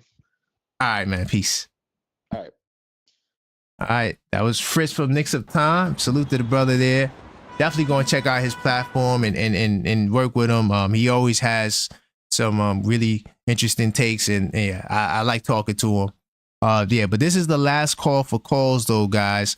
646-995-8389. This was a great call-up show. Had a couple of good calls, man. I mean, we talked about it tonight. OG as the second option. That's a poll tomorrow. I'm definitely gonna make that the poll tomorrow, man. And yeah, HRM the Great, I see you. Definitely salute to Fritz. Definitely, guys. Oh, if you guys want to watch the playoff game with me, we are getting together for the first game of the playoffs. We don't know exactly which game it will be. It'll either be the 19th or the 20th. I'll keep you guys posted. I do have a registration RSVP. Take you 2 minutes to fill out. That way, so I could get in contact with you guys, and so I could have a good gauge of how many people are coming. I got this spot in Queens. It's fire. Can't remember the name. I do have it written down, but I think we're gonna do it there. It has pool tables, multiple TVs. It's a vibe. I love the spot, and I'm just trying to get an idea of how many of you guys want to watch the game. So we'll do it like that. Oh, and also too.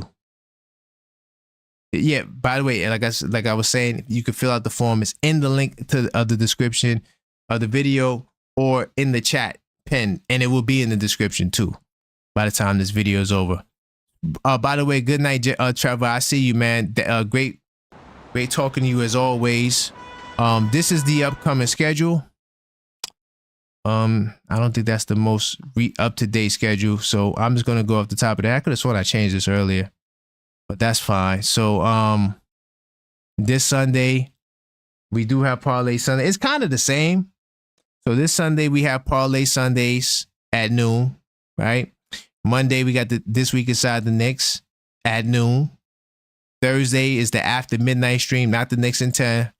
The After Midnight stream will be Thursday at 12:45 a.m. So really it's Wednesday into Thursday, and then the next call-up show will be back here next Friday 10:45 p.m. like always. Ignore the dates. The dates are wrong on that.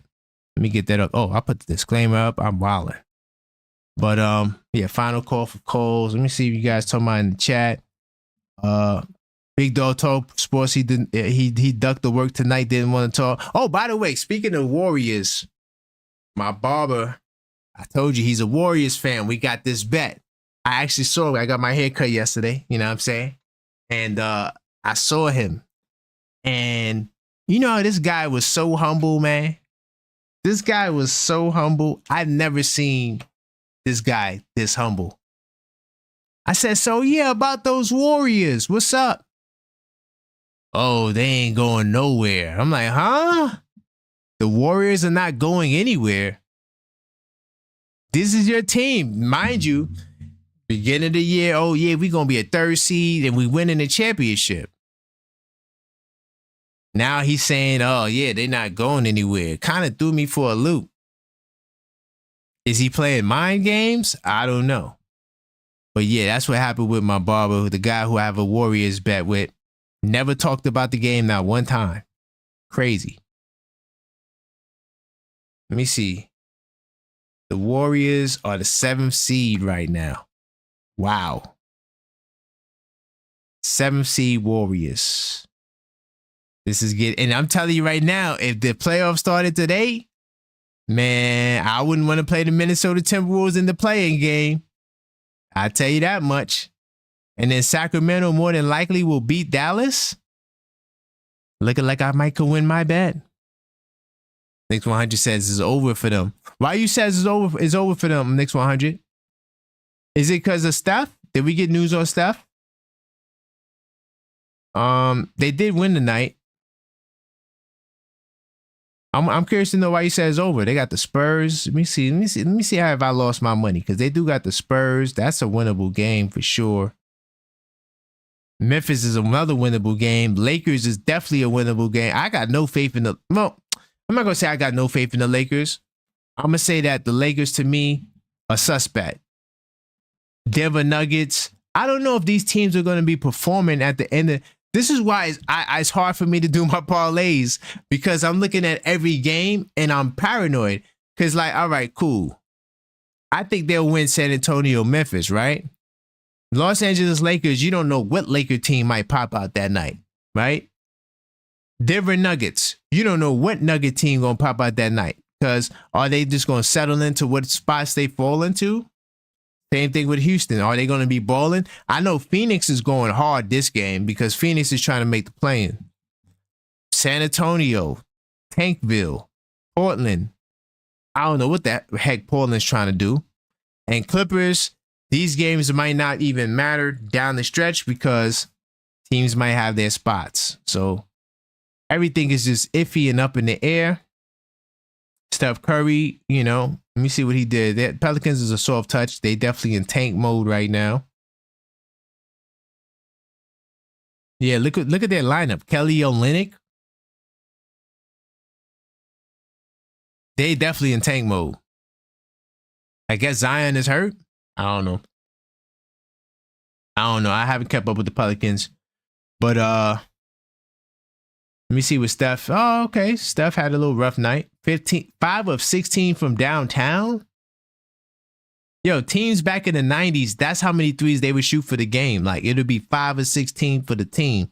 Now you got Steph Curry shooting 5 of 13. It's crazy. Yo, Knicks 100, you hit it on the nail. They're a good team. You never know, bro. And that's the That's the scary thing about these playoffs, but that's also one reason why I feel positive about the playoffs, because I'm like, yo, Knicks could do something, yo. Like, things is just in the air right now. It's like anybody could grab it, it feels like. That's why I'm confident that these Knicks could shock the world, man. I mean, Indiana playing good basketball. I can't see us falling to the 4th seed. I'm not saying it's not possible, but I think the 3rd seed is ours. And Milwaukee in the first round, I think we all agree without Dame, that's going to be easy work. Because we seen what we did tonight. Without Dame, that's going to be easy work. Now, Oklahoma City might not even play this game. Sacramento going to go hard. Charlotte, Tankville. Utah, Tankville. Denver, who knows? Washington, tanking. Cleveland, done. Orlando, they're going to be fighting. Cleveland, done. So, I mean, Pacers got easy. Yeah. Oh, Knicks 100 says with Dame is easy work. I'm just trying to be respectful, man. You right, though. We killed them with Dame and without Dame, you know? So it don't even matter. We're not even worried about Dame. I mean, yeah, we're worried about Dame's health, but on the floor, we're not worried about Dame. Because, yo, he's a pick and roll liability, right? Even though he's definitely going to put us in pick and roll, but Brook Lopez only popping. He's never rolling off them screen and rolls. Very easier to defend versus Towns, you know, the dynamic pick and rolling and popping guy. So, yeah, we've been kicking the Bucks, the Heat. I mean, food. The Pacers, food. Food, man. Yo, could you imagine the Knicks and the Pacers in the Eastern Conference Finals? I know I might be going a little too far for some of you guys, but hey, why not? Why can't we get a Knicks-Lakers Finals? I really do believe we'll win that. But why we can't get a Knicks and Lakers Finals? We deserve that. Come on, we deserve that as NBA fans and Knicks fans. Like, come on, man. It's time to see New York and LA in the finals, man. We gotta tell us what's his name to rig it. Facts. You know what? Knicks 100. I think Brunson got a vendetta against everybody. I think Brunson got a vendetta. Man, Brunson that brother, I am so proud of him. Like, he has truly morphed into the 3rd best point guard in basketball. I don't care what nobody says. Oh, he takes too many shots and da-da-da-da. Nobody says that about SGA. I remember Gil's Arena, right? This is why I laugh at these NBA guys, right? Because these NBA guys supposedly know way more than the fans, right? And know way more than the analysts that never played in the league. But they make so many mistakes. So many mistakes, right? On Gil's Arena, they was giving a list of the top 5 point guards in the league, right? Gil had Brunson in it, right? Gil had the best list, but Brunson was in his top 5. Rashard McCants, who's supposed to be rooting for the Knicks, doesn't talk about the Knicks no more, whatever. Don't care. You're a bandwagon hop on anyway. But Rashard McCants doesn't even have Brunson in the top 5 and none of the other guys. Then now, look, Kenya Martin, who's a net. So even though he was a Knick, he's still a net first. So how he looks at the Knicks is like, oh, we used to kick the Knicks' butt. Okay, cool, fine, fantastic. He goes, I want to put Brunson in the top 5, but he just don't play right to me. He never passes the ball. And, I think my point guards should be, pass first guys, right? But SGA is number 1 on his list. SGA is the epitome of not passing the ball. Hold on. FGA is the epitome of not passing the ball. Right? SGA leads the league in scoring. All right? SGA is averaging 32 and 6. 32 and 6 in 34 minutes is hella impressive, by the way. He's averaging 32 and 6. I like my point guards to be pass first, but SGA is the first pick on your list, and he's not a pass first point guard. These dudes just be getting on the mic and saying anything for bread, bro. And I laugh every time. And then Cheryl Swoops is on the show, and she don't even watch the games. Salute to Cheryl Swoops.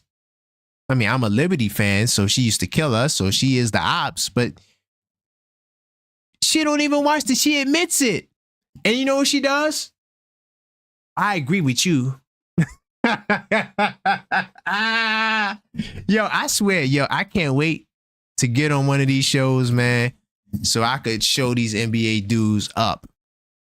You already know how I get down with the stats, man. I would be like, yeah, I saw when Denver beat LA and they did this, this, and this. Y'all reading mainstream news. Y'all not even watching the games. Then look, you know what I would do?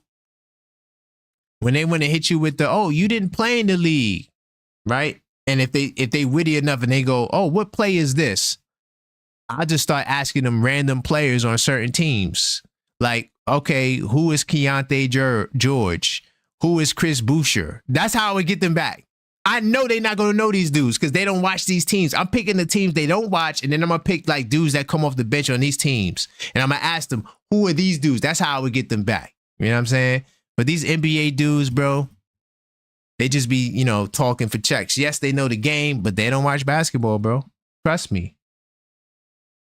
Hold on, wait, whoa. You said Embiid flopped on a free throw. Wait, what are we talking about? What did I miss? He said Embiid flopped on a free throw. That's crazy. Oh, yes. By the way, HRM the Great, I see that. Nobody a bigger foul merchant than SGA. And they get on Brunson for drawing fouls. Oh, that's where you wanted the Embiid flops at the free throw. Okay, I got it now. Got the connection.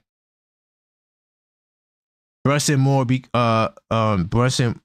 I respect Brunson more because he does it with great quickness, without the quickness and height. Facts, and his quickness is not bad. He got he's very shifty. He's not fast, but the way he makes his moves is fast. So sometimes it's like you don't even have to be super athletic. It's like how, all right, cool. Have you ever seen like a big dude with like fast feet? Like he moved fast for his size. Like that's Brunson. Like, he's not fast, but the way he makes his moves is fast. That's why he be catching dudes sleeping all the time. Like he'll shift this way mad quick. Like he might be going one speed, but then his move is faster than the speed he was going in. Thus, he creates the separation and then he hits you with the little fadeaway.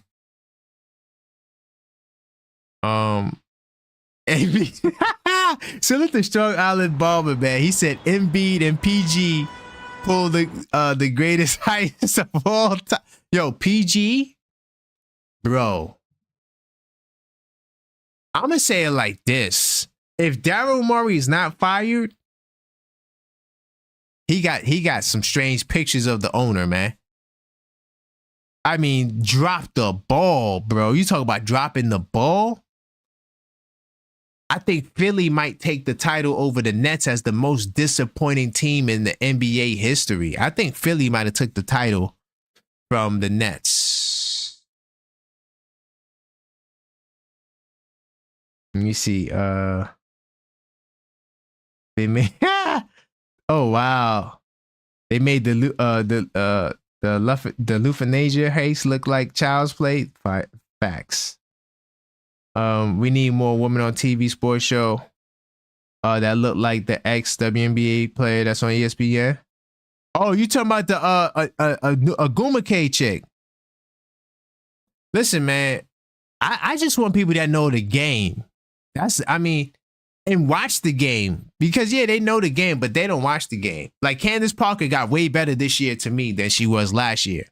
Last year, you could tell she wasn't watching basketball like that. Because all she would do is go off the headline. Oh, yeah, they don't do this. Oh, okay, they don't do this. I watch the games, man. 2 games a night, like every night. And then sometimes I have to watch the Knicks twice. On most nights. Like tonight, I got to watch the Knicks game again. Maybe not tonight, but maybe sometime tomorrow. I got to watch the Knicks game again because I missed a part of the third quarter and fourth quarter. So I got to go back and see what happened. But these guys, and they get paid a lot of money to do this. I'm just a fan. Just saying. Your man's got paid the Dipset. Oh my God. Y'all funny, man. Yo, y'all hilarious tonight. Monty Williams told them not to hire me. Oh my God, that's crazy. Harden sent PG on a revenge mission. Facts. Ha. Then she tried to front on Shaq. Y'all going in tonight, man. No, she was opposing the Knicks, right? This year she learned her lesson. I don't really remember her saying things too many crazy things about the Knicks, especially. But last year she was reckless, bro. I actually did like 2 videos on her too. I was like, yo, Candace, you know, all respect to you, but you clearly don't watch basketball. You can't just get by because you are a professional, right? Like, yes, you know the game, but you got to watch the game. You're not watching the game, how you going to talk about it? I seen Kenyon Martin on Gil's Arena say, you think I'm going to get Spectrum cable to watch the Lakers and the Clippers because he lives in LA or out in California? You think I'm going to buy Spectrum to watch the Lakers and the Clippers? But every show y'all talking about the Lakers. But you don't have the cable package to watch the Lakers, except for when they on, you know, national TV. That's not watching the games, bro. I've been trying to do my research on Detroit, Milwaukee, the Pacers, right? The Cavs and the Celtics. Those teams, I try to watch at least one of them every day. That's mostly League Pass games. Because I need to see what the threat is. This is why when I get on the mic, I'm so confident. I'm like, I know. Because I watched them. These guys get paid all this bread, and you can tell they don't watch the games.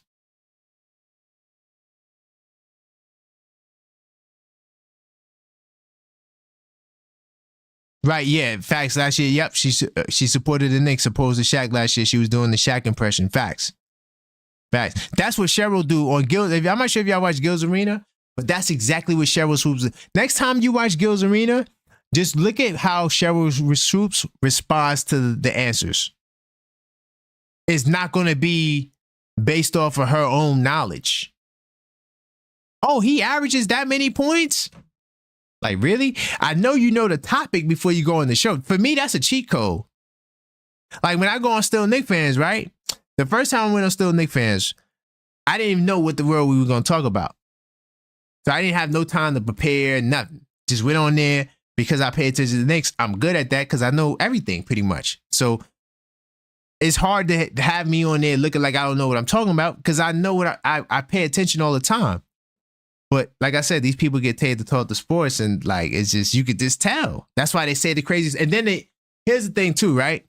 So you got people who write show concepts and ideas, right? So they know these things will work, right? The writers. So a lot of times they'll hand Shaq and Kenny, well, maybe less Kenny. I think Kenny comes up with his own stuff because you could tell Kenny pays attention because Kenny sounds like he watches the game. But Charles and Shaq, you could tell they reading off scripts most of the time.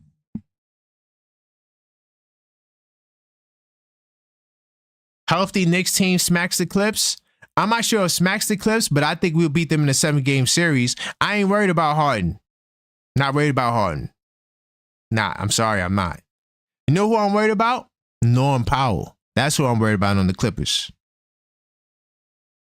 And you know what? I'm going to add Kawhi too, because if Kawhi is looking like the Raptors Kawhi that won a championship, bro, Clippers can go far. And he's beginning to look a little bit like that. Not quite all the way, but yeah, Kawhi and Powell are the 2 guys I'm concerned about. A Kawhi that looks like the old Kawhi. I should clarify further.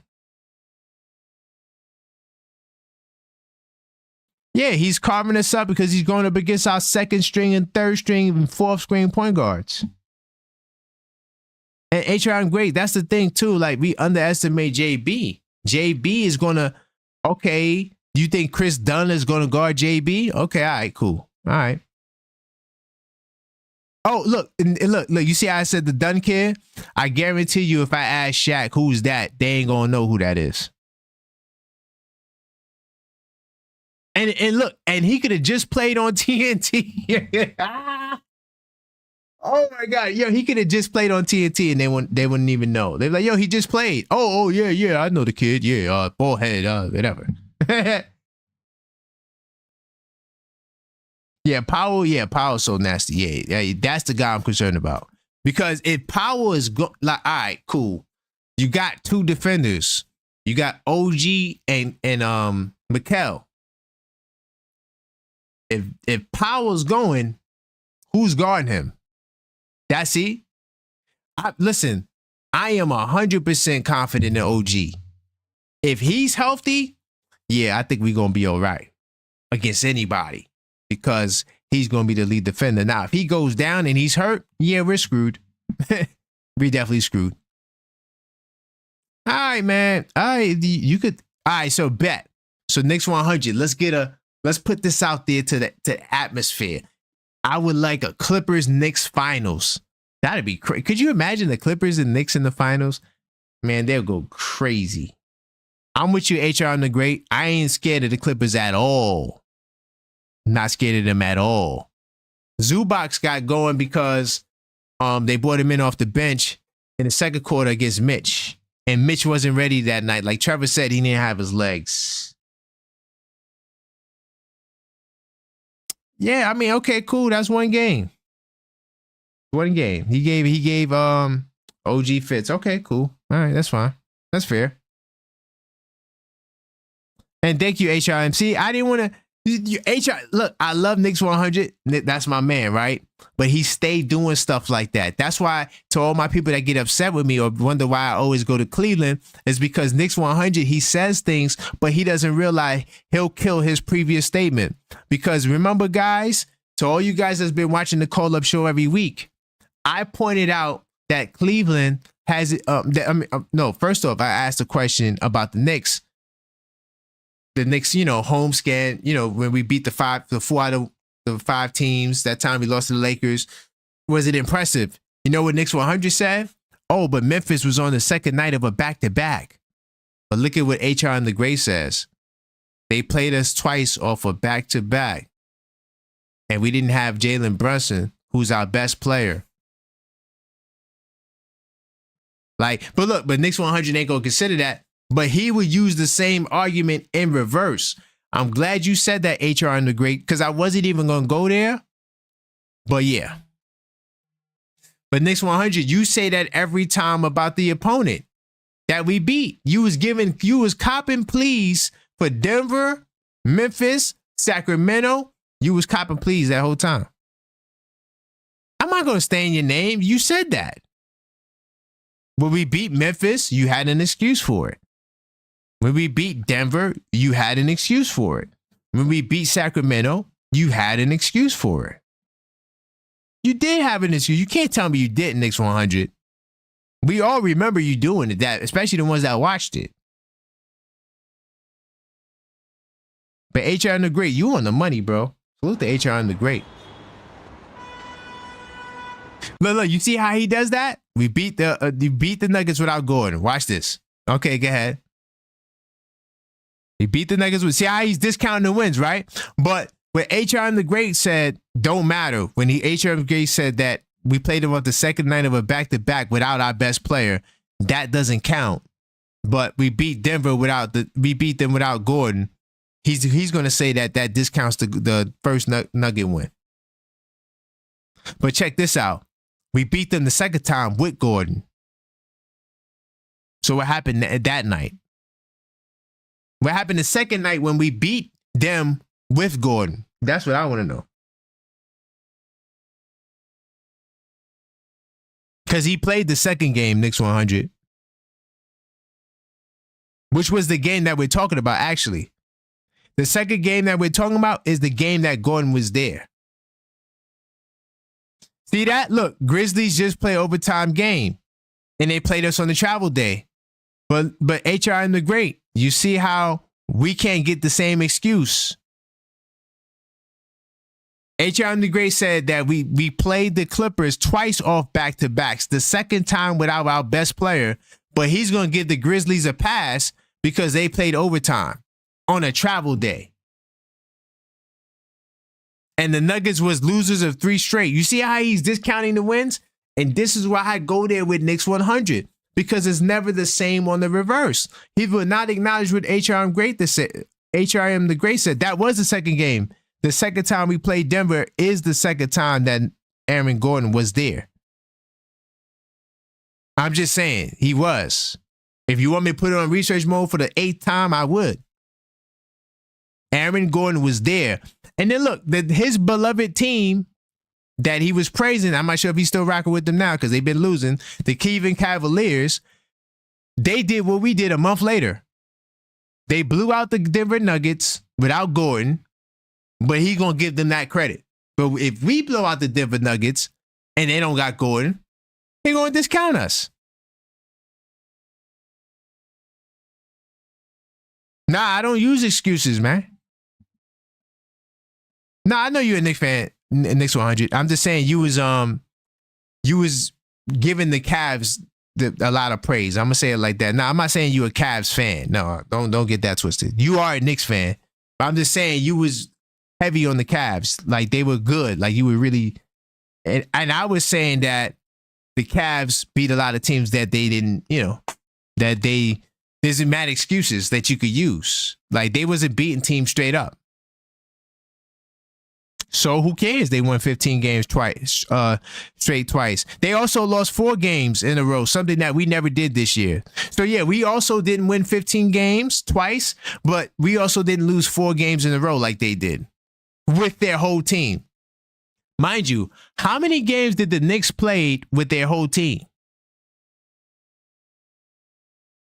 Let's go there. How many games did the Knicks have 100% of their roster? Very few games.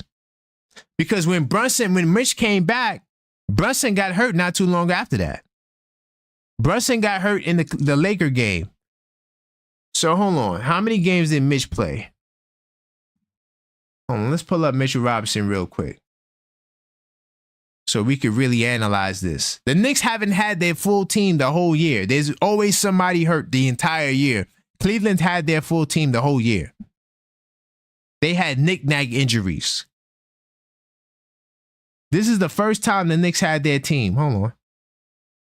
I'm going to pull up Mitch right now. Let's go roster. Let's go Mitchell Robinson. Oh, shoot. Me back out. All right, let's go Mitchell Robinson right here. Bam. So Mitchell Robinson played 11 games, right? So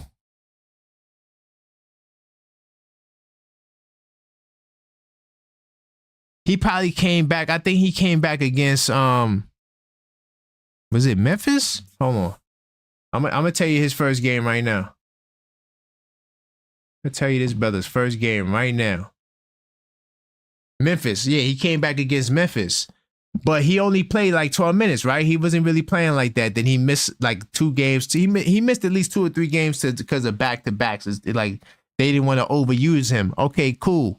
So do you realize that literally 2 games after the Memphis game,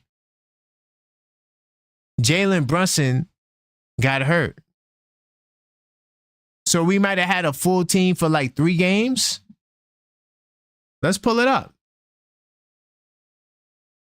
Let's pull it up. I don't think the Knicks team, we might have had a game or 2 where we had actually had the full team out there. Brunson, Towns. Yep. So this is one game, right? The Memphis game, we had the full team, right? Okay, cool. Let's go to Miami. Miami.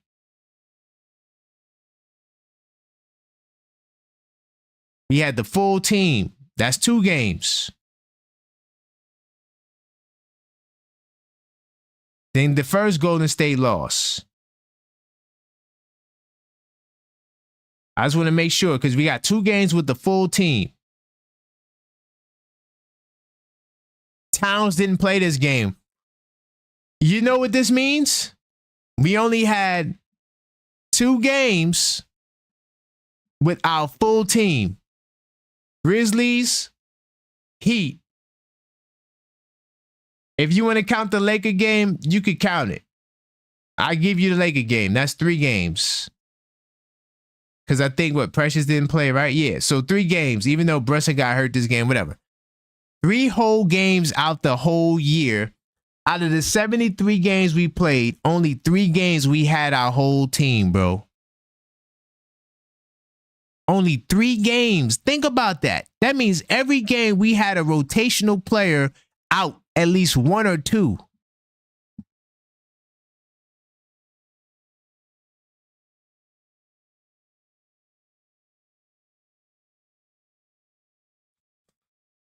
Mitch is a nobody. Come on, Knicks 100, man. How Mitch is a nobody, bro? Come on, man. All right, Knicks 100. Mitch is a nobody. All I'm saying is that we only had 3 games this year, but we had our full team, bro. Cleveland has had their full team the whole damn year. I'm talking about rotational players the whole year. Maybe the kid Okoro might have missed some time, but who cares about damn Okoro? Okoro don't get minutes like that, bro. We talking about Hunter, Jerome, the dudes they've been having the whole year. Come on. Knicks have been beat up, bro. On the bench, at least. But yeah, man. I don't know how we got here, but I'm going to wrap it up here, man. Salute the Knicks 100, man. When he averages 10 rebounds, playing with Towns, I don't think he'll get 10 rebounds. But, you know what? I'm gonna leave it. I was gonna say on Cleveland, does anybody average 10 rebounds? I don't know. Let me pull it up. I don't know if they average 10 rebounds on Cleveland. Let me pull it up. I'm not trying to say this is your team. I'm not trying to be funny with that. But I'm just curious to know if anybody averages 10 rebounds on Cleveland. Allen just made the cut. And Mobley's at 9.4. But Allen he definitely averages 10 rebounds. But look at the team, though. Look. All these dudes been there the whole year. Mobley, Merrill, Mitchell, Jerome, Garland, Allen. Look, they all played damn near 60-something games. I think, didn't they trade Yang? Yang got traded. Oh, I don't got any research mode. Hold on. Yang got traded. Right? Okoro did miss time, but Okoro is not really getting time like that, I don't think, recently. He did play 47 games, though. LeVert got traded. Thompson's a bench warmer. Hunter got traded to the team. Dean Wade did miss some time. Okay.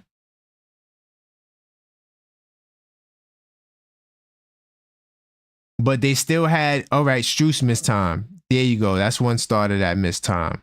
Well, he didn't start the whole year, but it is what it is. Strus missed time. So if I want to go from Strus, 44 games. They had 44 games with Strus in the rotation. Craig Porter was a late signing. I remember when they signed Porter. But Strus, 44 games of Strus.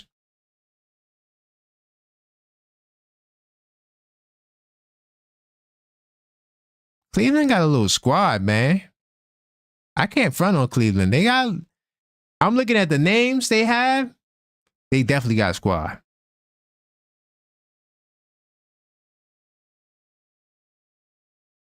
Man, why you so hard on Mitch, though?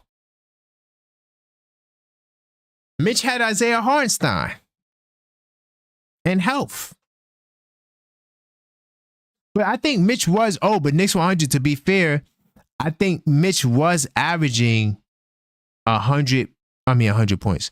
I was about to say 100 points. I think he was averaging 10 rebounds before he got hurt. On the real, though.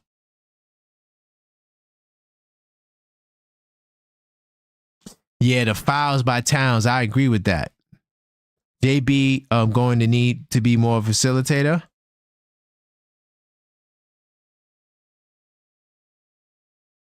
I mean, JB's the best player on the team. I think that he's the calming force when everything goes awry. He's definitely the clutch player. No debates with that. I don't know. I don't know how to feel about that. He's always nowhere to be found when we need him because he's hurt. But anyway, that's all, man. I want to give a big time salute to all the callers that called up.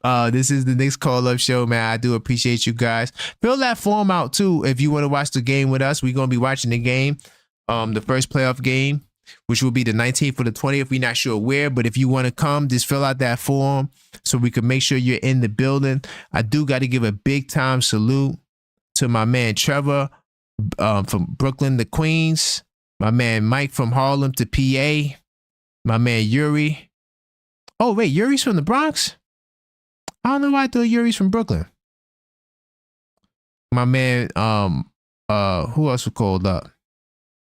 JJ from Brooklyn. My man Fritz from the Nick of Time show. I want to give a big time salute to all the callers. I'm going to give a big time salute to On Dios, Super Mod, for rocking with me the whole 3 man. On Dios, you are the man. Check him out on IG. He has some really good content on Instagram. Salute to Knicks 100 always, right? Salute to HRM the Great, Knicks Tape Madness Discord server channel member. Salute to Strong Island Bomber. Who else was in the building? To everybody else that showed up, was a couple of more people. JJ for sure in the chat. Just want to make sure I get everybody. I think Coach made an early appearance. My dad, the OG Knick fan, was in the building. I got to get him back on the channel too to do some content. Yuri, of course, Yuri was in the chat as well. Big Dog Talk Sports. He ducked the smoke. He didn't want to get on the call tonight. Outspoken Introvert. Salute to you. And salute to everybody that's in the live chat. Salute to everybody, man. I want to appreciate you guys. This is the Knicks Call Up Show. And that's all. And to all the channel members, by the way, guys, you guys should consider becoming a channel member. Great perks and packages on the channel. Get access to the Knicks Tape Madness Discord server.